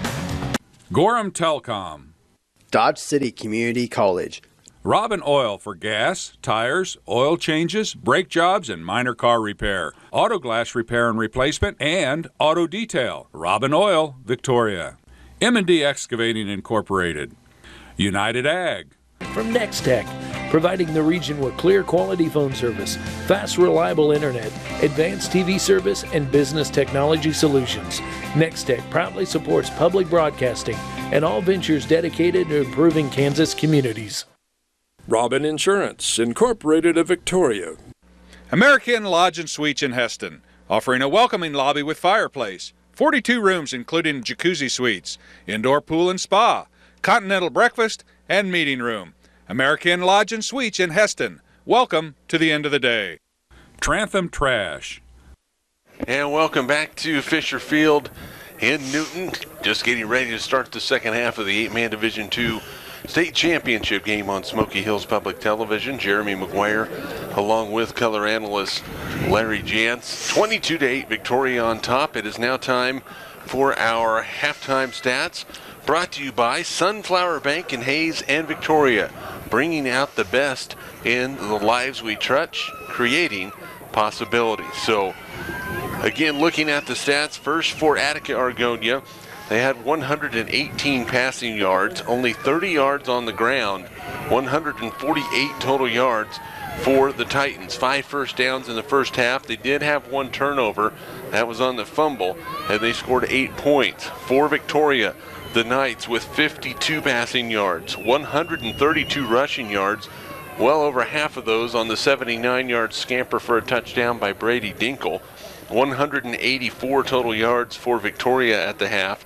They had 4 first downs, no turnovers, and 22 points on the board. Again, our halftime stats brought to you by Sunflower Bank in Hayes and Victoria, bringing out the best in the lives we touch, creating possibility. Well, Larry Jantz, second half, the Titans will get the football.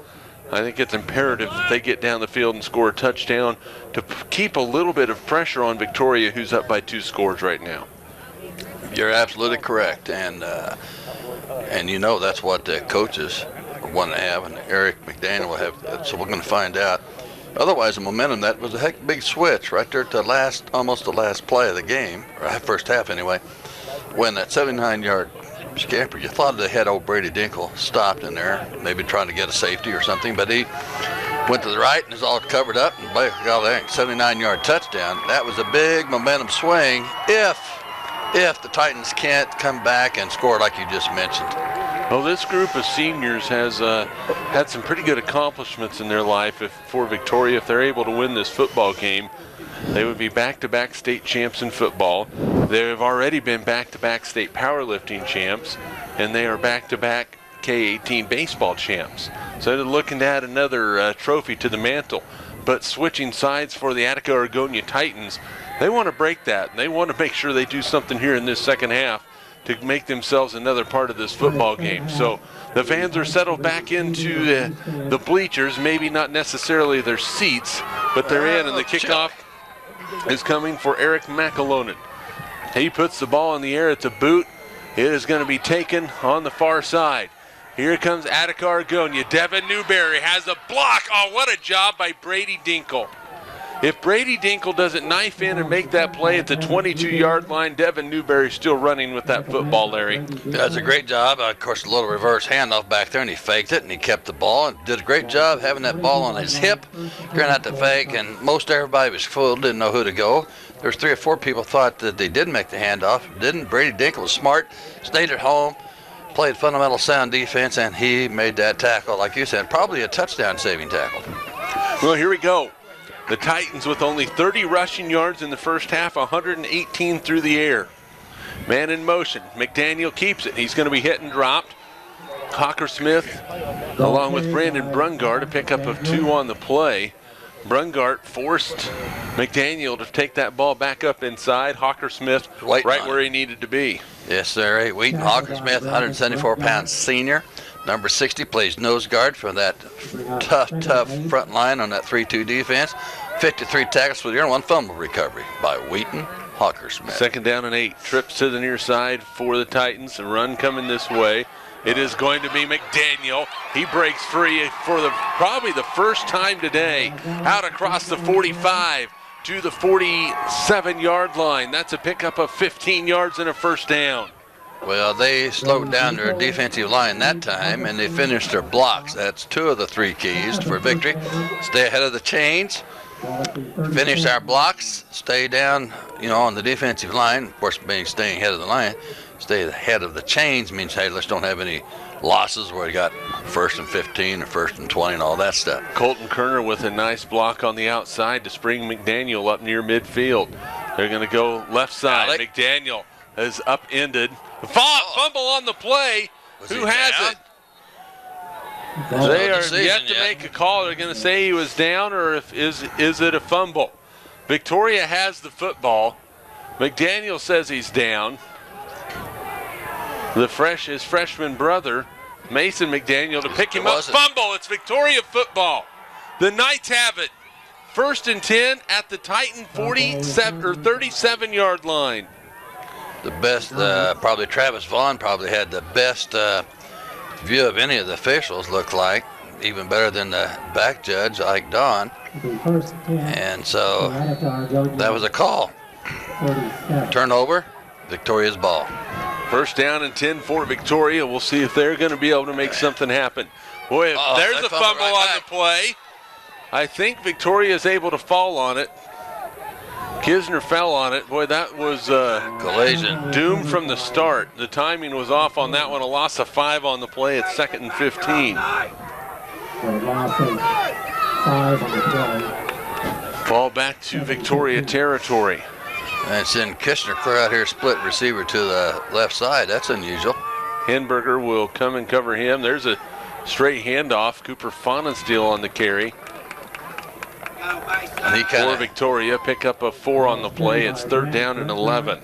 Cooper Fonensteel has kind of come in since Joe Dortland, who was the quarterback for about most of the season in there. Got hurt with that collarbone injury. And so Cooper Fonensteel, the 155-pound sophomore, has kind of come in there for him, carry load, and give Parker Riedel and Lane Kistner a break. Parker Riedel brings the play in for the Knights. He'll be the lone setback as Kistner splits to the right side. 3rd down and 11. Dinkle rolls to his left, steps up, gets out of trouble, throws it down the field for Weber, just beyond his reach. Incomplete, and McAlonen is down for the Knights. Holding his knee. Down, holding his left knee at midfield. Trainer out there quickly. As McAlonen holds that left knee. Incomplete pass. But more importantly, right now, the condition of Eric McAlonen is Doug Oberle's out there. Also Luke Greenwood, Lance Vandiver out there from Attica-Argonia. I tell you what. That's a nice touch. Sportsmanship, nice touch by both coaching staffs, isn't it? I think with the connection, even though it's a knee, you say it's just a knee, it's important. But with the recent injuries and the unfortunate and untimely passing of Luke Shim, I think any injury in any football game, any game whatsoever, I think people are more aware now of how important and how important it is to make sure that you make sure everybody's okay. And it's at the point of that injury you realize, hey, it's just a ball game. And when you speak about Luke Shim, you got to remember the Victoria whole team loaded up, went out to that funeral too on that Tuesday, November 10th. Cooper Fonensteel will have to punt. Good snap. Fonensteel gets the kick away. It's a spiraling kick. It's going to be fielded. Boy, they're going to have to get out of the end zone, and still on the feet and brought down at the 6-yard line. A really beautiful punt from Fonensteel. That had a spiraling effect. It was almost straight up and down by the time it got there, and returned out to the 7-yard line by Norris. It'll bring up first down and 10. Jacob did a great job just to get out of the end zone, didn't he, and keep him from getting a safety. Well, he caught that ball in the field of play, and it's not like a kickoff. I know, but you have to get out of that end zone. So out at the 7-yard line, first down and 10 for the Titans as they force Victoria to punt. 9:46 to go here in this third quarter. Left side run for Newberry. He's stacked up at the 11-yard line. He'll pick up 4 yards on the play. At least 7 out of the 8 guys on that tackle, wasn't it, for the Knights? There's quite a few in there.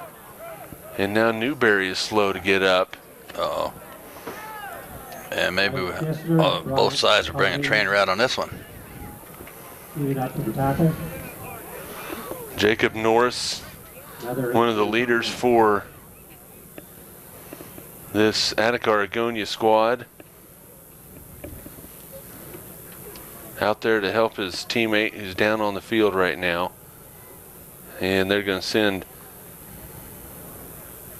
both teams to the sideline right now as they tend to Devin Newberry, who's down at the 10-yard line. The cheerleaders down now. Looks like the staff from the Newton Recreation Commission also starting to make their way out onto the field.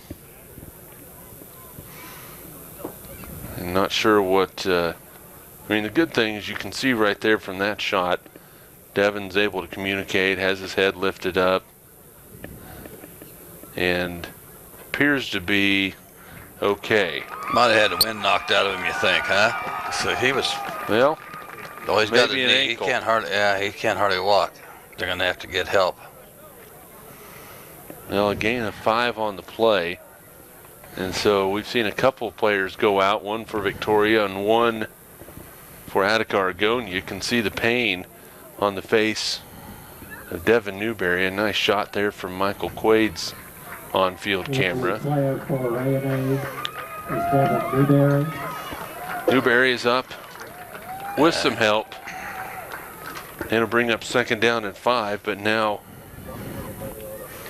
one of your main offensive threats is going to the bench. He's had almost 1,000 yards for the year and 25 touchdowns by the run inning and the receiving end, 4 of them, so 29 touchdowns, and be severely missed here as a senior.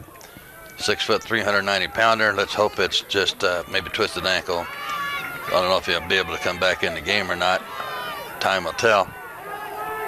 They're even taping up old Jacob Norris over here on his hand or his thumb at the same time. I think they're working on his helmet right now. That could be. McDaniel's going to run it, coming to the near side, looking for the edge. He's going to have a first down. Is driven out of bounds by Kisner at the 22-yard line. Pickup of 11 yards and a first down. So now we're back to play. Yeah, and that's a first down. So Colin Kisner, 155-pound senior, 24 tackles, 3 fumble recoveries, made that tackle or run him out of bounds. So Alec McDaniel, though, had enough yards, picked up a first down to move the sticks on their own 22-yard line. Go, Kerner! First down and 10. The snap. Norris is going to take it around in. He's going to be hit and dropped. Kistner on the play right at the line of scrimmage. No gain on the play. Yep, great job by Lane Kistner, defensive end. Mainly played offense most of the year, but he's a sub on most of the defense. Comes in there and 19 tackles. One fumble recovery for that 181-pound senior. Newberry still on the bench over on the near side, getting tended to by the training staff. Second down and 10. 22-8 is the score. Score brought to you by the Gorham State Bank of Victoria and Gorham. Trips to the near side. McDaniel with the snap, rolling to his right, throws it up the field. Kerner with the catch. And he is knocked out of bounds by Brady Dinkle at the 36-yard line. That is 14 yards and a first down. That was a great throw by Alec McDaniel to Colton Kerner, the 6'3", 165-pound senior. He's had 5 carries for 50 yards, but even more important, 6 receptions for 170 yards and a touchdown this year, and nothing more than pretty sweet on that one there. Nice reception by Colton Kerner. The nasty end, they call him. Eric McAloden still gathering himself over on the far side. Now here comes McDaniel. Boy, he breaks a tackle, still on his feet. What a run. Brought down inside the 35, down to the 33-yard line. Tough kid, isn't he? A gain of 11 and a first down. That's dynamite and a 160-pound package, what that was, because he exploded about 3 guys and broke about 3 tackles. So great job, Alec McDaniel. And now McDaniel's going, you know what? I might have a comrade that's out right now, but what I'm going to do is come in and take over. And as we say that, McAlonen back on the field for Victoria. First down and 10, 8:15 to play third quarter. McDaniel gives it off. It's fumbled. It's stripped out of there by Brandon Brungart. It's a turnover. It goes over to Victoria. Brungart just ripped it out of the hands of Seth Himberger before he hit the turf. It's a turnover, and Victoria gets the football back. And that was, of course, some of the defensive keys by Coach Doug Overly was control the line of scrimmage, contain the quarterback, Alec McDaniel, and get takeaways, force turnovers. They just did. First down, Victoria Knights. First and 10, Victoria. We'll see if the Knights can take advantage of it. Dinkle gonna throw, gets outside the pocket, looks up the field. He's gonna have to run it now. He's pushed out of bounds on the far side. Alec McDaniel on the tackle, a gain of 2 on the play. Ended up running for his life just to get out of bounds before they got hit, huh? Great job to avoid all that. One thing that the Titans are doing, Aaron Harsh and Tim Smith, the defensive ends, are really pushing upfield hard on the outside. See if Victoria tries to attack the inside. Colin Kistner with the carry for the Knights, lowers his shoulder. Hinberger in on the tackle for Attica-Argonia to the 37-yard line. Third down and 4 after a pickup of 4. Second carry of the ball game for Kisner. Sun has basically settled in the west. There's a pitch back to Kisner. He is going to be hit and dropped. A loss of a yard on the play. It'll bring up 4th down and 6. Loss of 2 on the play. Let's go out! Will it! Penalty tackle, Seth Himberger. Norris back deep. Trying to find Devin Newberry on the field. He's on the sideline yet. Oh, he's still on the bench. Yeah. My chart in front of me was covering him up. The punt by McAlonen is away. It's a spiraling kick. Norris is going to watch it bounce inside the 5, over towards the sideline, and it is going to be down at the 1. maybe the 2-yard line. It will be first down and 10. The Victoria special teams, a punt game, first from Cooper Faunensteel deep, and then this one from McAlonan. The Victoria fans excited. Boy, you see all those young fans over there on the far side, Larry Jantz, watching their high school football team battle for a state title. They'll mark the ball at the 2-yard line, first down and 10, 6:47 to play. A while Third quarter. A while ago, when you was talking about that defensive end, Devin Newberry's out. That's when this Tim Smith, number 33, was coming in for him, 160-pound senior. McDaniel's just going to run it right up the middle. He's met by Hawker Smith, a pickup of 2 on the play. Trying to get a little breathing room and maybe get lucky and get a scamper for a first down, but in this case, it's made about 2. So the ball's at least at a little bit 4.5-yard line.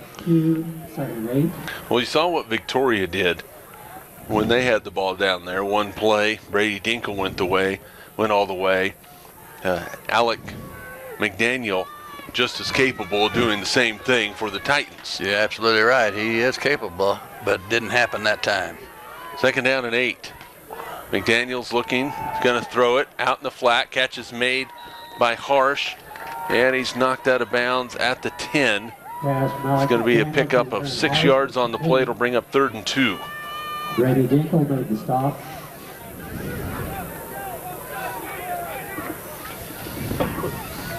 Couple of turnovers in this half for the Titans. Victoria, though, has not been able to take advantage of them. They've had to punt the football away. So if you're Attica-Argonia, you have to feel pretty good that even though you turned the football over, it didn't result in points for the opposing team. Kept in the bay so far, but this is important down right here. 3rd and 2, right up the middle. McDaniel with the first down across the 15 to the 17-yard line. That's a pickup of 7 and a first down. So the desired breathing room has been achieved by Attica-Argonia. And you had Wheaton Hawker Smith still in there at nose guard, Kistner out there, of course, and then Brungard. That's still the top front 3 of the line on the 3-2 defense by Victoria. Oh, pitch. There's a pitch to the outside. Hinberger on the carry across the 20 to the 22. Picks up 4 on the play. Close to 5. Tackle was made by Taylor Corley. We'll call it 5. It'll bring up 2nd down and 5. Game is 5, 2nd and 5. McAlonan getting a little bit of a breather. He's back on the field.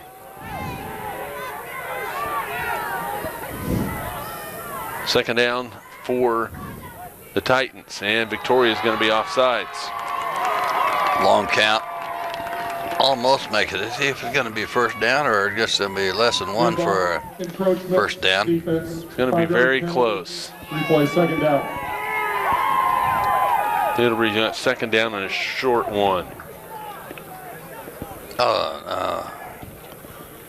He's saying the referee said first down. Result of the penalty is a first down. Well, the result is a first down. So there we go, another first down for A&A. That is their 6th first down of this half, this quarter. Victoria yet to get a first down this quarter. Clock winds, under 5 to play in the 3rd. McDaniel going to keep it. Goes up the middle, hit, slips through a tackle, picks up 5. It'll bring up 2nd and 5. With Newberry not in there, then they brought in Brady Rickey, 150-pound junior, to kind of had him in motion that play. Fake to him, and Alec McDaniel kept the ball and made some positive yards. Well, now Newberry is up and walking very gingerly. 2nd down. Fake handoff. There's an option to the right side to Hinberger. He's going to be upended. Corley on the tackle. McAlonan there to finish some things off for Victoria. Gain of a yard on the play. 3rd down and 4. Great tackle by Taylor Corley, the 165-pound senior. 45 tackles, 3 interceptions, and 1 fumble recovery so far this year. And that was a great read there. And he had some other help if he didn't make the tackle, but he didn't need it in that case. But they flew the football. They did a great job. 3rd down and 4. McDaniel will take the long snap. Looks for a first down. Fakes a throw. Now has a screen out to the right. And it is caught. But not a first down, a pickup of 3. They needed 4. Himberger. I think if he catches that one initially, he's able to turn up and probably pick up the first down, but he bobbled it a bit. It brings up 4th down. And your front, your top 4 leading tacklers for Victoria Knights this year is Bryant Carleen, number 25 with 76 tackles. Eric McAlonen at number 15 with 59 tackles. Wheaton Hoggersmith, number 6 with 53. And Grant Weber with 50. So here we go. The crowd's getting excited. 4th and 1. 4th down and 1. I would expect to see McDaniel right up the middle. Here's the snap. He's going to hand it off. Himberger. Oh, it just depends. Second effort. The initial contact was in the backfield, but Himberger kept his momentum going, spun off, and picks up 2. Wow, what a run by Himberger. The way they really needed that from the 165-pound junior. Incredible determination by that young man, because Brandon Brungart and Taylor Corley did all they could to try to slow him down and keep that first down from happening, but not so lucky this time. So they bring in Tim Smith, number 34, Brady Ricky, brings in the new play for the Titans. This play started at the A&A 2-yard line. Here comes the pitch. Coming back near side, Ricky with the carry.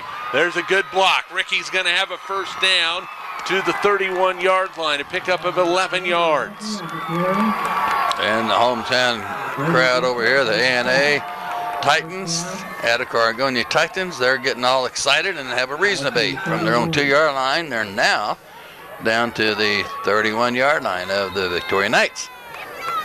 1st and 10 from the Victoria 31-yard line. That is the 8th first down of this quarter for the Titans. Up the middle, McDaniel. Hit, brought down. There's a flag on the play. Maybe a face mask. I'm not sure what the call is going to be. A pickup of what looks like about 6 yards on the play. Maybe 7. Face mask moving down, I think. Preliminary signal is going to be. And we'll see from the official. It is a 5-yard face mask. 5-yard penalty. Incidental one. Penalty is a first down. One of those that happens, but it's another first down for the Titans down to the Victoria 19-yard line. If A&A is able to get this thing into the end zone, it would cap off a 78-yard drive, and I think our momentum would be on their side at that point. Right now, it's been a stalemate here in the 3rd quarter. Nobody's been able to score, but offensively, Attica-Argonia's been on the field most of this quarter. 1st down and 10.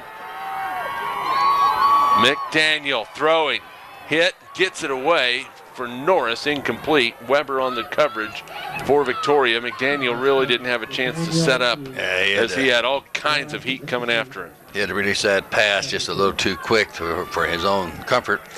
And, of course, it's out of the hands of Jacob Norris. Like you mentioned, Grant Weber on the defensive coverage, but great pursuit by the interior lineman by Victoria. 2nd down and 10. 1:37 remaining in the 3rd quarter. Our score brought to you by the Gorham State Bank of Victoria and Gorham. 22-8 Knights. Ricky in motion. McDaniel's going to option it to the left. Himberger with the carry. Gets to the edge, picks up 4 to the 15-yard line. And that's one of the favorite plays in various sets, of course, the option. Then they also do a lot of zone reads. Offensive keys for the Attica-Argonia Titans was slow down their defensive line, finish our blocks, and stay ahead of the chains. So far this quarter, they've done that, haven't they? No points on the board yet, but we're still going. Devin Newberry still on the bench over here on the near side. Got up to walk a little bit. Co-head coach Lance Vanderveer over there talking to him. We'll see if he gets back in. 3rd down, 6. Back to pass. McDaniel looks in the end zone. Kerner open. Touchdown! Titans! That one comes from 15 yards out. And it's a touchdown. It's an 8-point ball game with 49 seconds to go in the 3rd. It's a great catch there by Colton Kerner, the old nasty end. There it is right there, right into your living rooms for the score. Probably a blown coverage by the Victoria defense, don't you suppose? Because he was wide open, nobody within 10 yards. Somebody forgot about him. Second score of the game for the Titans. 2-point conversion run. McDaniel, he is not going to get there. And we remain at an 8-point ball game, Larry Jantz. Boy, Colton Kerner wide open. McDaniel found him. And all of a sudden, that stalemate in the 3rd quarter has gotten a little bit closer with 49 seconds remaining in the 3rd. Yeah, it vanished, didn't it? Having a stalemate, no point scored. So, great job. That was an incredible drive. 78 yards. 78-yard drive. And I don't know if it's a coincidence or if you believe in superstition at all, but when Victoria scored their touchdown at the end of the 2nd quarter, there's 49 seconds remaining in the 2nd quarter. And there's 49 seconds remaining in the 3rd quarter. Will our next score come with 49 seconds remaining in the 4th quarter? Time will tell, I guess. Huh? Time will tell. So the 15-yard touchdown pass for the score. And you know, Colton Kerner only had 6 receptions for 170 yards all year long and 1 touchdown. However, most of the games ended before the end of the game, so they didn't need to have pass. And they ran. When you have a guy that runs for 800 yards, a guy that runs for 960, a guy that runs for almost 300, a guy that runs for almost 400, you don't have to throw a lot. Boy, that is a high kick. Taken by Kisner at the 5.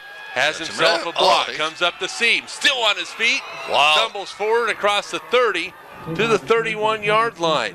Boy, Colin Kisner, if you're a young kid out there watching this, and you're watching it, you have a DVR, or you're watching it on the DVD that you purchased, back that up a little bit and watch how he kept his hand down to get those extra few yards to put him at the 31-yard line. And if that one line wouldn't have tripped him out there, he'd still been going. Maybe if that line just come off that turf. Did you see that?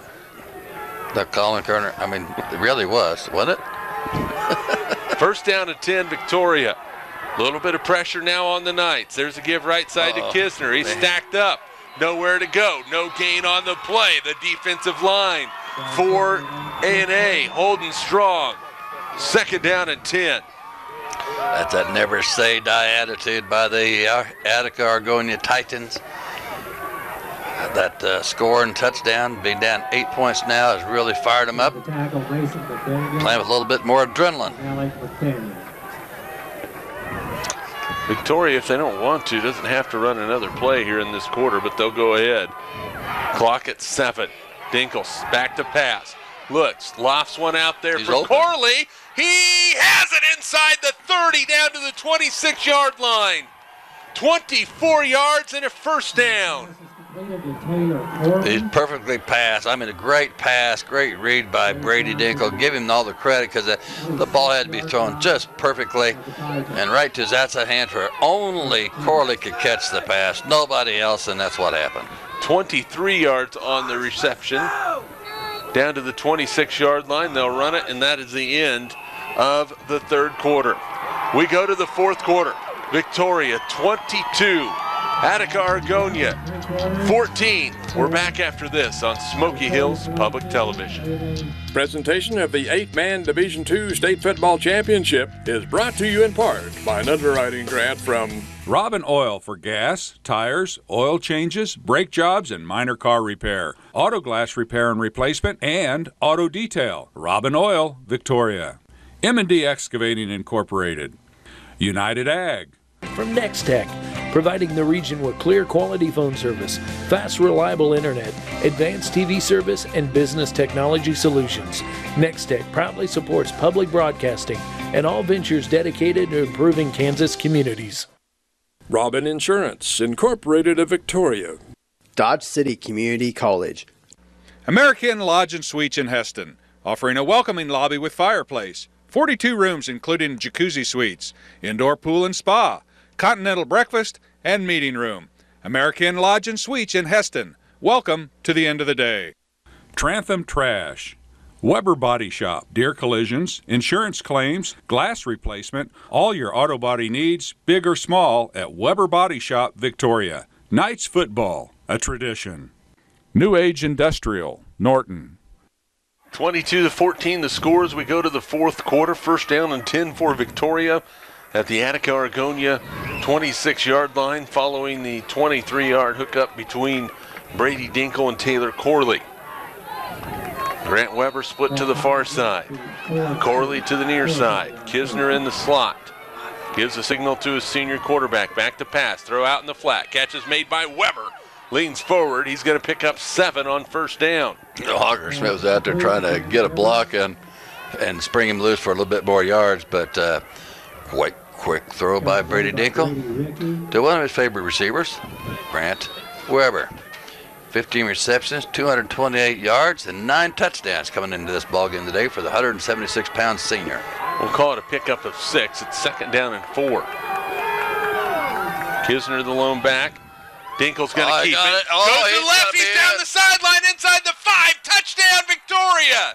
Brady Dinkle from 20 yards out scampers in for the touchdown, and just like that, Victoria with the answer. It is 28-14. And he took out TV camera person too. I mean, he put her on her cabooster. Well, yes, he did. That is the chance you take being right there. The camera person right there. 2-point conversion attempt coming. Boy, Victoria needed that one. Dinkle up underneath center. And close to an offsides, and I think we are going to have offsides, so that'll be half the distance to the goal. It'll be a little bit closer now for Victoria. Encroachment, defense, half the distance to the goal, replay the down.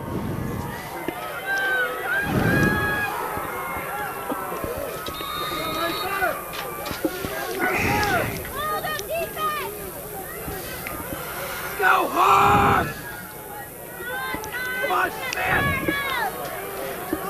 28-14 Victoria, 2-point conversion from a yard and a half out. Dinkle's going to keep it, go right. He will not go anywhere. He fumbles the ball, but cannot return that in the high school game. In the college game you could, but not in high school. And with 11:23 remaining in the fourth quarter, 28-14 is the score. And our score brought to you by, as you see the run by Dinkle down the sideline. And there goes the lady, and there's Brady Dinkle. What's he do? Help her up. Hey, are you all right? Can I help you up? Sweetheart, can I get you back on your feet? Look at her. She's still making sure she's okay over there. I mean, that happens. That happens. Sometimes you just get blasted. And the question is on there. Is how good is the official? She gave a thumbs up. Are you okay? Yeah, I'm okay. Yeah, we're good. Yeah. She's smiling. Even if she's hurting, she's not going to say anything. No, heck no. Well, you can't say anything, you got to save you? face. No. And if that was one of the Smoky Hill cameras, Michael Quaid would be in a dead sprint over there to make sure it was okay. Well, unless it was him. Except the person. He'd want to make sure the person was okay first. No, he'd want to know if the camera's all right. No, I'm just kidding. So the kick coming for Victoria. Grant Weber will put it in the air. 28-14, plenty of time remaining. 11:23 to go in the ball game. The 28-14 score. It's a great answer by the Victoria Knights. Weber's checks up. It's going to be taken by Ricky, and he is brought down at the 13-yard line. First down and 10. As you heard, a roar of approval from the Victoria sideline. Victoria fans over there wanting back-to-back state titles. For the first time in their history.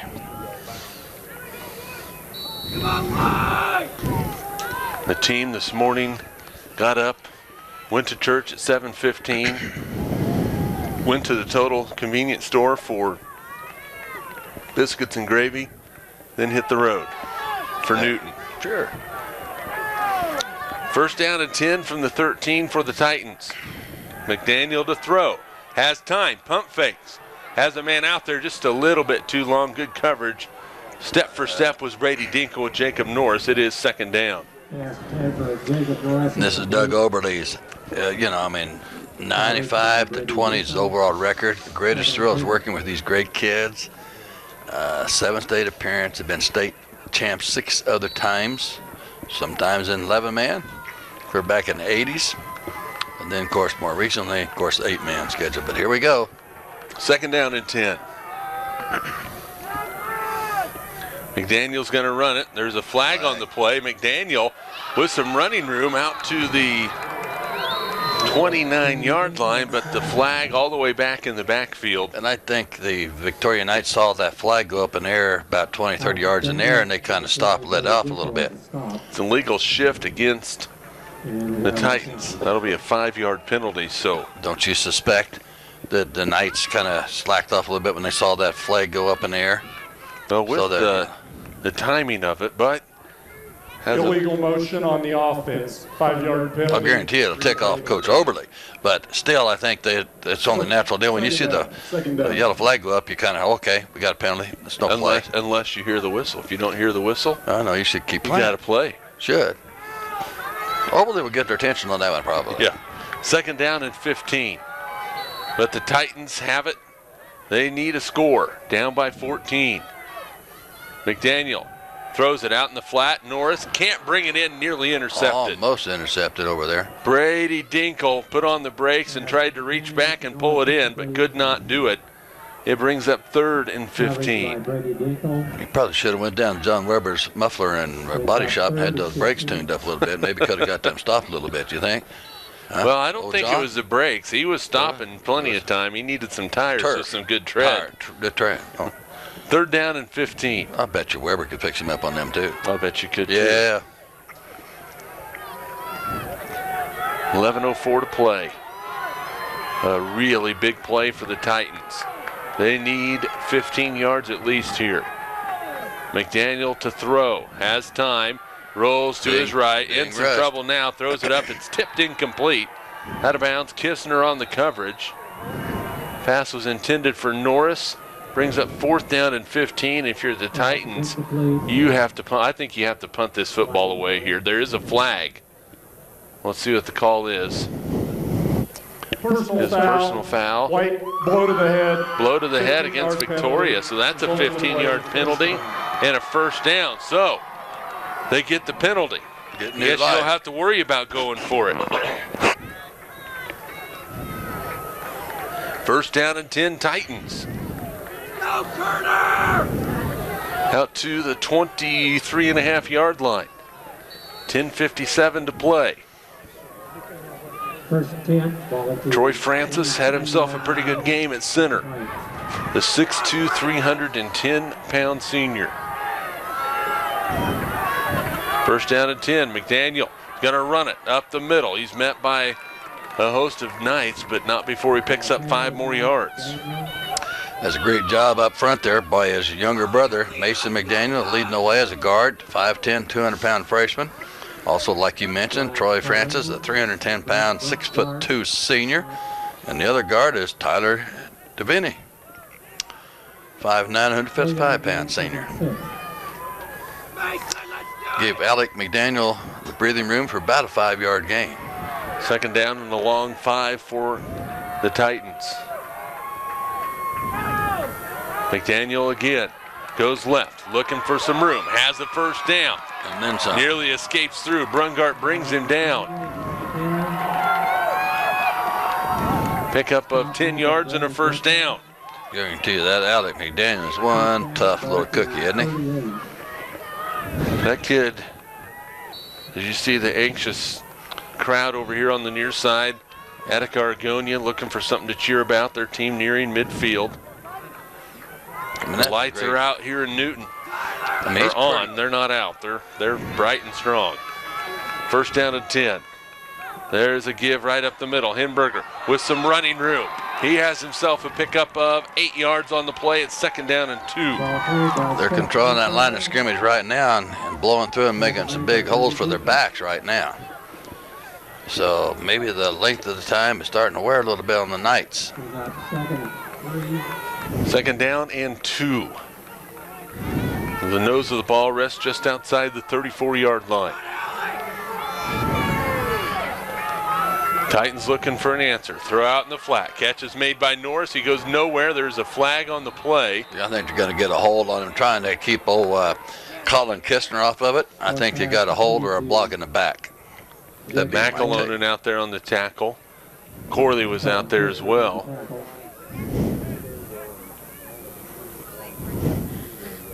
It's going to be 3rd down and 3.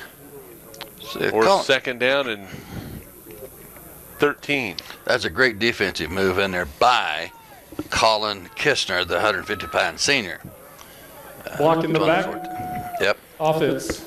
5-yard, 10-yard penalty. Replay the down. That's what I saw too, Jeremy, because he was trying to fight out that block to make the tackle, and the offensive guy held him from back, and he was still able to catch his legs and hold him for hardly any gain at all. But the good old Zebras with the good eyes, they got him for a nice penalty. Now it's 2nd down and about 14. There are a lot of people here. Second down and 14. McDaniel with time to throw. Lofts it up the field. Harsh is out there. He's got it! What a catch! Touchdown, Titans! Oh, my goodness, Aaron Harsh with his 2nd touchdown catch of the ball game. He's down in the end zone. And he's down. He's exhausted. What a juggling act, huh? How did he come away with that football? Into the end zone. It's 28-20 with 8:52 to go in the ball game. And Luke Greenwood is out there. Lance Vandiver is out there. Here's the play right here. As you watch McDaniel, he had plenty of time to throw. Lofts it up. Tip.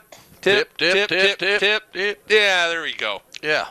And Brady Dinkle just didn't quite get there in time, so the touchdown is good.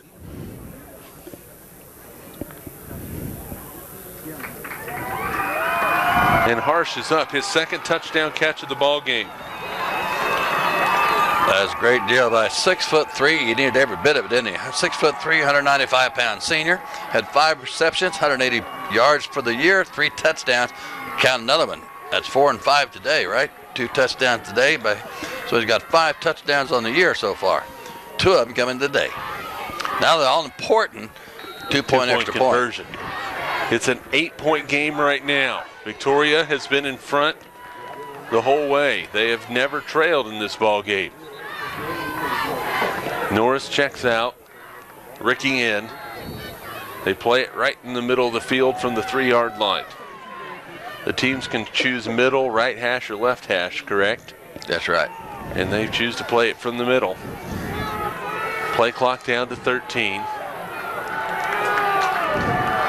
The Titans up to the line. A little splitting.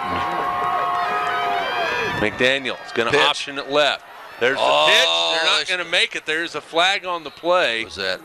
I believe we're going to have a hold called against the Titans. I think it's on number 34. Yeah, I think Ricky got in there. And the conversion fails, so 28-20 is the score. So the Victoria lead is Block still in the 8. back. Black penalty is declined. Try is no good. And the lead is 8 points for the Knights. Their score 28-20. Brought to you by the Gorham State Bank of Victoria and Gorham. Also, Kansas programs like today's football championships are made possible by viewers like you. And for that, we say thank you. Well, now the Titan defense needs to step up. Well, you got that right. But what timing? I mean, you talk about a prescription getting filled by the coaching staff from Attica-Argonia Titans, huh? For Luke and Lance, those 2 coaches, I mean, my gosh, they did that. It looks like Harsh is dealing with a cramp right now. Judging by how they're treating him on the sideline, which you think, oh, it's cold. You can't possibly be dealing with the cramp. Well, sometimes when it's cold, you don't think as much about getting hydration as well. Gastrox and Nevis run out of gas. Sure. Here's the kick. That's a deep one. It will not be returned as it bounces into the end zone. Barely. Not by much. That maybe took a left turn at Albuquerque. That was almost like a 56 sandwich, little divot in there on the turf. If you golf terminology, anyway. So it'll be first down and 10, Victoria from the 15-yard line. A little bit more life over here on the near side. The Knights have seemed to have an answer every time. The Titans have gotten closer. Will they have an answer here? First down and 10. 8:52 to go. Dinkle pitches it. Gets it to Colin Kisner, looking for the edge. He is pushed out of bounds. And they're going to throw a flag. He was already out of bounds, and a little bit extra hit by number 8, Jacob Norris. You did need to do that, though. So it's going to be a pickup of 3 on the play and then tack on 15 after that. Dead ball, personal foul, unnecessary roughness on the defense. 15-yard penalty. Result of the play will be a first down. The Boo Birds is out over here on the Titans sideline. However, Larry, that is the first down in the second half for Victoria. It came on a penalty. So first down and 10 from the 34-yard line for Victoria. Double tight set, I formation. They're going to give it to Riedel. He's going to be hit at the line. He will lose a yard on the play. Second down and 11. The little adrenaline is flowing through the Titans right now. Trying to give an answer to everything the Knights have done. Rising up to the occasion. Here we go, fourth quarter, 8:25 to go and counting. Second and 11. Dinkle going to run it left side. He is hit and dropped. Harsh on the tackle. Hinberger was there just to make sure, but Aaron Harsh shed his block and was right there to bring down Dinkle. That was the same play that Victoria went 79 yards for a touchdown with in the first half at the end of the second quarter. Made a little adjustment and stopped it this time. 2 yards on the gain for Dinkle. Parker Riedel's in for Cooper Funnis. Third down and 9. Dinkle's going to throw it. Steps up. Nobody's open. Looks. Reverses field. Heaves it up there, and that one is going to be incomplete. Couldn't catch it. As it went well beyond the receiver, Corley, who had tried to spin around. Brady Dinkle tried to create something there, but the coverage from the Titans was fantastic, and it's a punting situation for the Knights. As a miscommunication, after Brady did a great Houdini, escaped after. If Corley would have just blitzed for the end zone, then he might have had that one. So just a little miscommunication by the receiver and the quarterback. The wind has come to a complete halt here in Newton. And it's supposed to. There's a punt by McAlone, and it's a end-over-ender. Bounces inside the 20 and will kick out of bounds at the 16-yard line. So the Titans will have the football back, just like they were hoping to get, with a chance to tie the football game with 7:41 to play. You talked about the wind. I remember the weatherman earlier today said it's supposed to die down between 5:30 and 6 o'clock, and we're right on schedule. He has it. Sometimes they get it right. Well, they're not quite as accurate as we'd always like to, but we're in Kansas. 34 degrees here in Newton. Those players can't feel it right now, though. First down and 10. They're having fun. Here's the reverse. Pass. The pass. McDaniel's out there. It is knocked away, incomplete, flag down. That was the same play they ran in the first half that was incomplete, but this one is going to draw a flag. Pass interference on the defense. Pass interference against Victoria. That is 15 yards and a first down.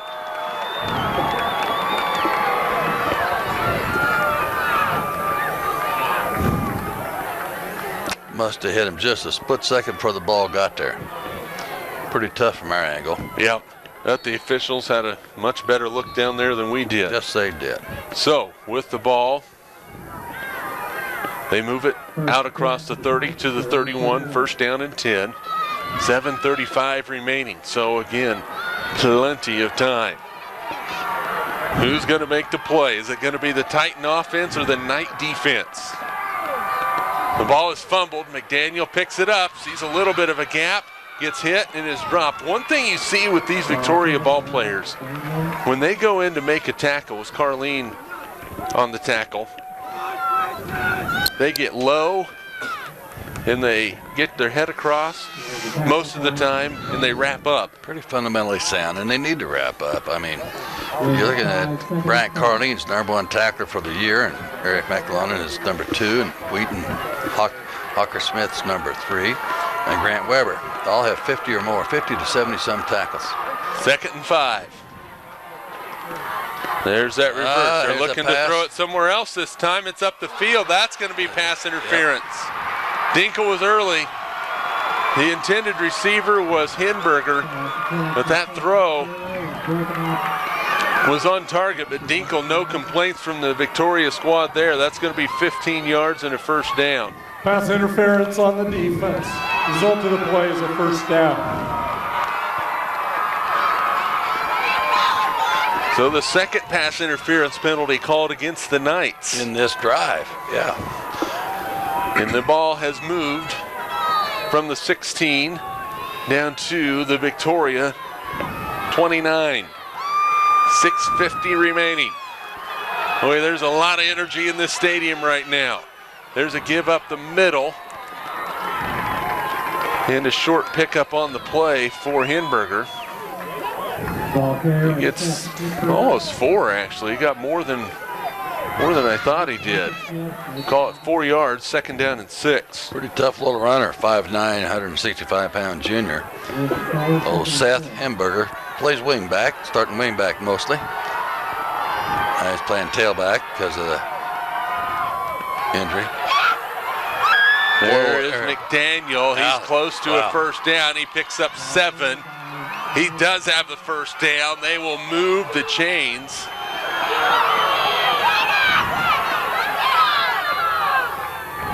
As they untangle everybody. The ball inside the 20 to the 18-yard line. Another first down for the Titans. That's their 18th of this ball game. They've kept the chains moving. Well, now it becomes stamina and strength and all the work in the weight room, both sides of the ball. Who's going to control the line of scrimmage from now? McDaniel looking for the reverse. There's a flag on the play, and it's a complete pass. But I believe we're going to have another illegal shift, legal motion against the Titans. And one thing that Another flag.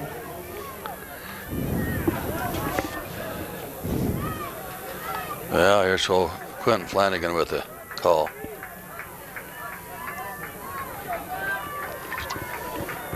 Illegal motion on the offense, 5-yard penalty, replay first down. It's a 5-yard penalty, 1st and 15 now.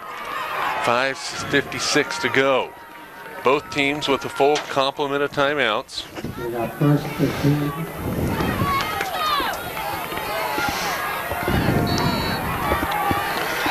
First and 15. What's old Alec McDaniel have up his sleeve this time? Kind of an empty backfield, really. Trips to the right. Trips to the right. McDaniel's going to run it. He has some blockers, and he is able to pick up some good yardage. Picks up 8 yards. Brady Dinkle came flying in and tripped him up a little bit. But McDaniel's still able to pick up a few yards after the Dinkle hit. Picks up 8. It's 2nd down and 7. Alec McDaniel became a flying trapeze artist then because Dinkle had kind of cut his legs out underneath him, but he flew in there for another 3 or 4 yards before he finally come down the turf. Fans looking nervously on. This is a heck of a football game. This is the 3rd year for those two schools to be together. Attica-Argonia years ago, they despised each other. Now they're all on the same team. McDaniel looking to throw. He's under pressure, throws it for Harsh, incomplete. Dinkle on the coverage. He wanted to get it over here to the near side to Ricky. He was covered by Weber, so he went for Harsh deep, and boy, he got pummeled after right as he threw that football. Incomplete pass. Paid the price for hanging in there, didn't he? But he's a tough little cookie. 3rd and 7. For a 160-pound kid, that Alec McDaniel, he's pretty tough. He's tough. Tougher than nails. Tough as it get. Well, big play here for the Titans offense. Big play for the Knights defense. Francis will snap it back. McDaniel to throw, looks across the middle. Kerner with the catch. He's got a first down inside the 10, down to the 6-yard line. 9 yards and a first down and goal for the Titans.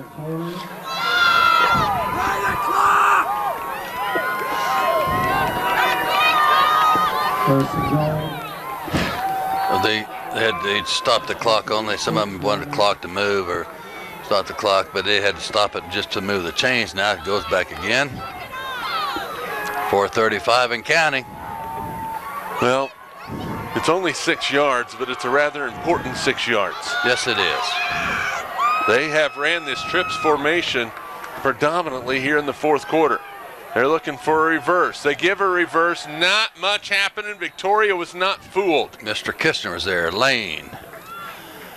Defensive end. 19 tackles, 1 fumble recovery, 181-pound senior. Corley was there as well. That's going to be a loss of a yard on the play. 2nd and goal from the 7. And Jacob Norris brings in another play from Luke Greenwood. And that's Vanderveer. They will go with the tight end on the left side, Harsh. He has a couple of touchdown catches today. McDaniel, he's going to run it. He has blockers, but boy, they disappear pretty quickly. A gain of 2. It's 3rd and goal from the 5. 3:34 remaining. Is these next 2 opportunities for 3rd and 4th down, are those important for the Titans, huh? And the Knights. 3rd and goal from the 5 on the left side. I expect that trips formation coming out again. And 3:15 and counting on in the fourth quarter. Down by 8, 28-20. 3rd and goal, 5-yard line. Man in motion. McDaniels keeps it up the middle. He's going to be hit. Picks up 2 more yards. It is 4th and goal from the 3, and a penalty flag is going to be called. Boy, I'm not sure who it's against. It could be against the Titans, and it might go against Troy Francis. We're going to see, unless they do the, hey, let's do offsetting penalties. We'll see what the call is. It's a dead ball call. Dead ball. Unsportsmanlike contact on both teams. There we go. Penalties will offset. 4th down. That's a good call by the officials. It didn't see it was anything too major, but they called it on both teams. So a pickup of 2 on the play. Yeah, and 4th down and what? 3 from the 3? 4th down and goal from the 3. Wow. And a timeout is going to be called by the Titans with 2:56 to go. When we come back, we'll have a big 4th down play right here on Smoky Hills Public Television. Presentation of the 8-man Division II State Football Championship is brought to you in part by an underwriting grant from United Ag. From Nextech, providing the region with clear quality phone service, fast reliable internet, advanced TV service, and business technology solutions. Nextech proudly supports public broadcasting and all ventures dedicated to improving Kansas communities. Robin Insurance, Incorporated of Victoria. Dodge City Community College. American Lodge and Suites in Heston, offering a welcoming lobby with fireplace, 42 rooms including jacuzzi suites, indoor pool and spa, continental breakfast, and meeting room. American Lodge and Suites in Heston. Welcome to the end of the day. Trantham Trash. Weber Body Shop. Deer collisions, insurance claims, glass replacement, all your auto body needs, big or small, at Weber Body Shop, Victoria. Knights football, a tradition. New Age Industrial, Norton. Hayes Planing Mill, home of quality millwork for over 100 years. Congratulations to the Victoria Knights on another great season. From Hayes Planing Mill. Newton Area Chamber of Commerce. 2:56 remaining, fourth quarter, 28-20. Victoria with a slim 8-point lead. Attica-Argonia with the ball. 4th down and goal from the 3-yard line. I expect a run-pass option with Alec McDaniel here, Larry Jantz. You think? He's going to catch that ball. I don't know what gives you that clue. He's handled the ball every play all day long. So, but yeah. I was born one day. It was not yesterday. Yeah. And Victoria knows that too. But one of the keys that Doug Oberle said defensively for his team was contain McDaniel. Well, and it's been a tough job to contain him all day long. Look at here. Spread everybody out. 4th down and goal from the 3-yard line. They're going to give him room to do his thing. Man in motion. McDaniel throws it. Caught! Touchdown! Colton Kerner on the slant pattern. Great coverage by Kisner, but Kerner was there. 28-26. The 2-point conversion coming. Wow. Great play, great design play. Spread them all out, bring them inside, and a little slant play. You only had to go 3 yards, so great quick throw, and they set the guy in motion away from where the play went. They took a little traffic out of the area. Same formation. 2-point conversion. Man in motion. McDaniel looking. It's a fade pattern. Caught! The 2-point conversion is good. We are tied at 28 with 2:52 remaining. Wow, what a play call. They set it up with the touchdown. Looked like they were going for the same play. They went with the fade instead. Go to the pylon. Go to the corner of the end zone. A beautifully delivered pass, and all of a sudden, Larry Jantz, we're tied at 28 points apiece. What a comeback by the Titans. They trailed by 14 points, only 37 seconds into this 4th quarter. And now we got to tie a ball game, just like we started today. Yeah. 0-0. Considered 0-0 now, except it's 28-28 on the scoreboard. Now Victoria does have all of their timeouts remaining. And Attica-Argonia with 2, but the Knights with only 1 first down in this second half. That was on a penalty, so their offense has not moved the ball well, although they did have a touchdown run off of a short field. Well, here we go. The kickoff. Boy, what a well-designed play. It's a high kick. A good kick. Kisner underneath of it at the 2. Coming up the near side, looking for a block. Has a block across the 20, lowers his shoulder to the 23, and a flag on the play. It came in late after the tackle. Again, the emotions running high, but boy, if you're these 2 head coaches, you might get right in your kid's face right now and tell them to get their emotions in check. Because you do not want something extracurricular to be the difference in this ball game, and they are marking it backwards. Or marking it forward. Personal foul. Blow to the head of the runner. 15-yard penalty. First down. Well, there you go. A 15-yard penalty, a blow to the head of the runner. And the penalties in this 4th quarter have been pretty substantial for both teams. 45 yards in penalties against Victoria, 50 yards in penalties against Attica-Argonia. 1st and 10, the ball resting between the Victoria 38 and 39-yard line. Brady Dinkle under center. Dinkle is going to give it up the middle. Parker Riedel with the carry. He's been fairly quiet tonight. He picks up 4. It's 2nd and 6. At least he held on to the ball. 120-pounder. Not very big. He's like a little stick of dynamite, though. As they say, the clock not really a huge factor right now for Victoria with all 3 timeouts remaining. 2nd and 6. Dinkle looking for a short pass. Gets it to Weber. He fumbles the football. It's on the ground. It's recovered by the Titans, I believe. There's a big pile. It is Titan football.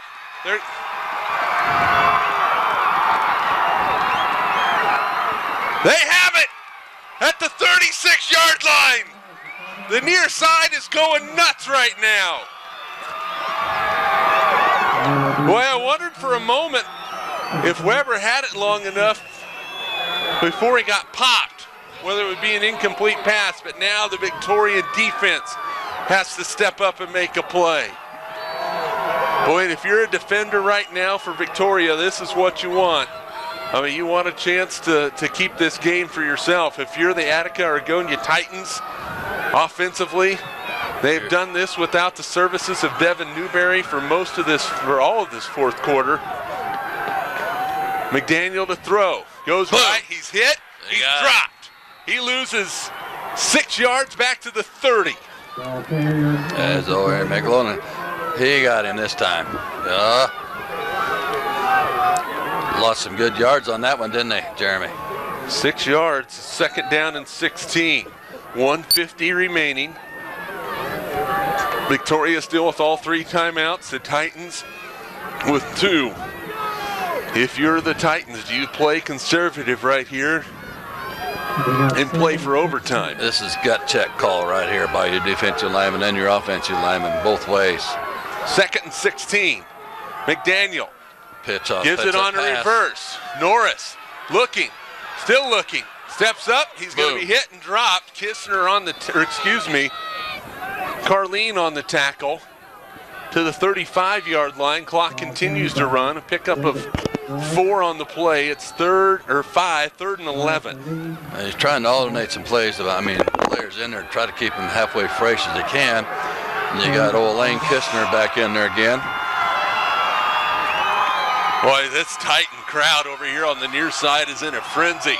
The Victoria crowd wanting their kids to step up and make a play. Look for pass this side. Third and 11.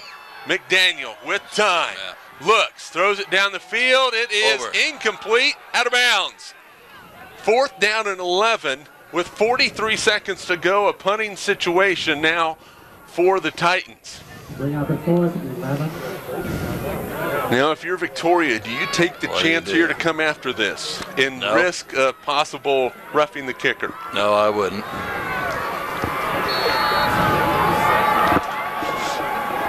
I only have 4 colors of pins. If this goes into overtime, what am I supposed to do? I'll give you another one. 4th and 11, 43 seconds to go. A good snap. The punt's away. It's going to be returnable for Brady Dinkle. He has it at the 15. Goes to the far side. He's going to be brought down at the 16-yard line. Colton Kerner, who had the 2 biggest plays of his senior career tonight, the touchdown catch and the 2-point conversion, brings down Dinkle at the 16-yard line. So 64 yards, 35 seconds remaining. You look at some of them on their knees. They're gassed. They're going on extra fumes right now. Strength-wise, the weight room's paying off right now. The stamina, work ethic. And here we go. 35 seconds to go. First down and 10. Dinkle, he's going to throw it. He's got a man open. Weber's out there. Incomplete. Paul underthrown just a little bit. He had beaten Ricky. He was incomplete at midfield. He was out there, though, Larry Jantz. Yeah, if the pass is there. I think he threw it off his back foot a little bit. I don't think Brady Dinkle got everything he wanted to it in on that pass, did he? Didn't get a chance to really step into it. I think you're right. So now it's second down and 10. It will be a pistol formation for the Knights. They're looking to win this thing. Dinkle looking at the reverse to Kisner. He has some running room. Get out of bounds. Gets to the edge, and he is brought down out of bounds. Over on the far side, a pickup of 8 yards on the play. We'll say 9. It's going to bring up third down and 1. Yeah, Travis Vaughn got him out of bounds. Oh, the referee over there, the old linesman. And Terry Press is the line judge. Ike Dunn's the back judge. Whitten Flanagan, the referee, and Randall Wilson's the umpire. Third down and 1. Well officiated game. Well-played game, incredibly well-played game. This is what state championship football should be. Absolutely. No questions. Dinkle's going to take the snap. He's going to give it up the middle to Riedel. He's hit, leans forward, close to a first down. Get it? Depends where they spot it. Boy, I'm just looking at that spot. I don't think he got it. They're going to bring the chains in? Surely they're going to bring the chains in for a measurement. I don't think he has it, though. Travis Vaughn's got it over there. I think Doug Oberle wants a look with 16 seconds remaining. We'll see what they do when they stretch those chains out. And the nose of the ball. He didn't get it. It's fourth down, though. It's fourth down and a chain length, maybe 2. Now you have a decision to make. Wow. You know what? Mr. Oberle's a gambler. Not not in the literal sense as far as going to the casino, as far as I know, but he trusts in his team. Fourth down and not very far to go. The clock will wind as soon as they set the chains, and Victoria says to heck with it, we're going for it. You got Brandon Brungard, your center. No, you got McAloon. No? Yeah, you do. McAloon is going to snap it. Dinkle is going to keep it, goes right side, back to the left, breaks a tackle! Brady down the sideline! He's at the 20, the 10, 5, touchdown, Victoria! Are you kidding? Wow! Oh my goodness! Gracious, what With 2 seconds remaining on fourth down, Brady Dinkle goes 55 yards for the score. On 4th and 2 inches. Oh my goodness, I told you he'd go for it. Wow. Unbelievable. Unbelievable. Awesome. Look at him. Boy, and it was a foot race, and he's a fast one. Right at us. What a great look from our cameras here at Smoky Hills Public TV. Wow. I mean, a state title on the line, a timeout on the field. We're going to keep it right here. For the injuries that kid had, I'm almost crying tears. I mean, Brady Dinkle, a ruptured spleen earlier this year.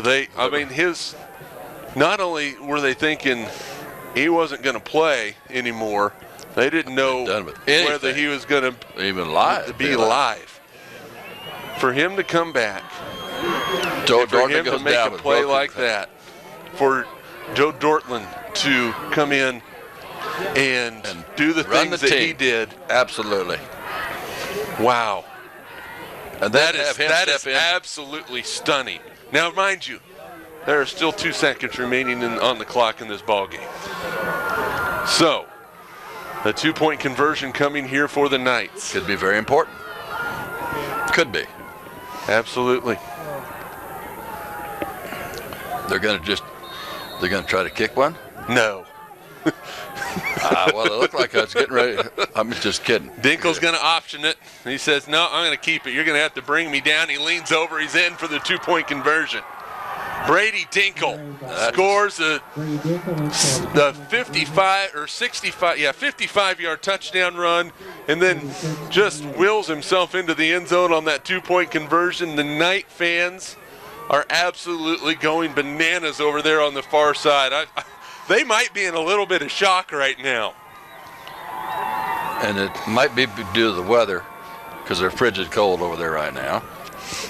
But what a finish, what an incredible gutty play by Brady Dinkle. And your heart goes out to the Titans, because what a way they come back, scored those 14 unanswered points to even tie the game up. It's down 28-14. Yes, sir. And you only had, one first down, you said earlier, Victoria, in the whole second half, and then that was on a penalty. And all of a sudden now they break here. Fourth down, 15 seconds to go? 16. There's 16 seconds on the clock. Fourth down and about 2 inches. If that. 2 chains or whatever. It was short. Fourth and very short. Well, I knew Coach Doug Obley would go for the first down. I knew that. And then probably throw some bombs to let the air out of it. And one thing he did there, he had Cooper Fonensteel was the only back. Had Kisner out here to the near side that allowed them to make some plays. Started to go to his left, and it was all covered, and he broke. And he saw the seam just like he did earlier in the game, and broke it the opposite way. Just the opposite way. You're right. Well, if you draw up one of those plays where you throw the ball backward and do all kinds of things, and the clock only starts once it's touched, not when it's kicked, but when it's touched by the receiving team. I imagine this is just going to be very short. Scribber. It is. There's the throw backwards. We're going to have some more of them. There's another throw backwards. Now they got to do something with it. That one's That went forward. That's That's an it. illegal forward That's a legal pass, and that's going to be the end of the ball game. Colton Kerner, they can continue to All they do want things. Now the ball's still on the ground. They're still running it. Norris throws it back. I mean, they can go forever and ever and ever. Now the game's over. The tackle by McAlone and back at the 16-yard line. What an absolutely heartbreaking loss for the Titans. For the Titans. I cannot even begin to describe what those young men are feeling right now, but an absolutely exhilarating win. Now they're going to penalty is declined. call it the penalties, and that is the end of the ball game. The Victoria Knights are your 2015 8-man Division II state champions. They win it 36-28, and boy, Larry Jantz, we have been a part of a lot of football games over the last 14 years. But I'm searching back in the memory bank right now, and I don't think we've ever seen one that's been quite as exciting. Hill City had a game where they were driving late to win the ball game they didn't get, but boy, that one might top them all. And so didn't Quinter in a 28-26 game. But hey, when it goes right down the last play of the game to find out who's going to come out, basically is what the last play. That's the way it should be. And what an exciting finish to this ball game. Victoria had it 4th down in inches, 1 or 2 inches, and they were able to make the play, got a few blocks, and then Brady Dinkle did the rest as he rumbled. The coaching staffs, the players are giving their congratulations on the field. And the Victoria Knights, first time in school history, they are back-to-back state champions. And folks, that is not easy to do. 24 consecutive wins now for Victoria.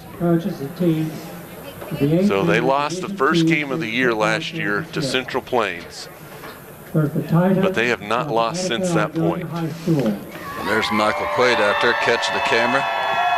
And the Titans getting their state runner-up trophy, and a tough one for them to get right now. After they tied the football game, and they recovered that Victoria fumble too and had the ball late, but could not convert a first down, had to punt the football. Victoria got it back, made some plays from their own 16-yard line. That's where they started that drive with 35 seconds remaining, and were able to go all the way for the score. Now presenting the And here comes the state championship trophy. championship team trophy. The head coach. The Victoria cheerleaders will present it Captains Brian Baskew, superintendent of to the team. Division, and Brian Becker, athletic director with Newton High School. I mean, what a fantastic finish. Congratulations to the Incredible. Victoria Knights High School football team. Seldom ever seen at any level. At any level, not just 8-man, 11-man, high school, college, junior high, pro, you name it. The Victoria Knights are state champions. And I'll tell you what, back-to-back. You want to talk about a feeling that never gets old? Hoisting the state championship trophy. You're looking at never gets old. You know what? This is their 7th one, and they've never been a runner-up. And now they got it back-to-back. Wow. Absolutely fantastic finish. Congratulations to Coach Doug Oberly, assistant coaches, Dan Rogers, Alex McMillan, of course the superintendent of school there, Dave, Otley, longtime coach before him principal and then after superintendent, Stuart Meckel, their principal, Doug Meckel's son. An old Victoria guy. Now, his dad won the state tournament, see, back when he was playing 11-man football. Doug Meckel did. And his team, the Victoria Knights. Some of these kids' dads playing right now, kids' dads was on the state championship when they played 11-man. Yes, sir. Yes, sir. Grant Weber's dad, John. Yeah. I think, I know. I've got it right here. I have to open up my phone a little bit and find out a little bit, but That state championship trophy right there is going to be in the halls of Victoria High School for a long time. Forever. So I'm looking at some things right now. Joe Dortland, his dad was on the 1988 team that won. Last time Victoria went undefeated. That was in 1988, and so Joe Dortland and Grant Weber's dads were on that team. And they were playing 11-man in '88, weren't they? Yes, sir. Yeah. Yes, sir, they were. So there's a few smiles in that picture. I think they're just glad it's over with. Smile, they're pretty sober-faced. They're just exhausted, I think. They're glad it's over. They're glad they won. That was an exciting football game. Oh, don't get any better than that.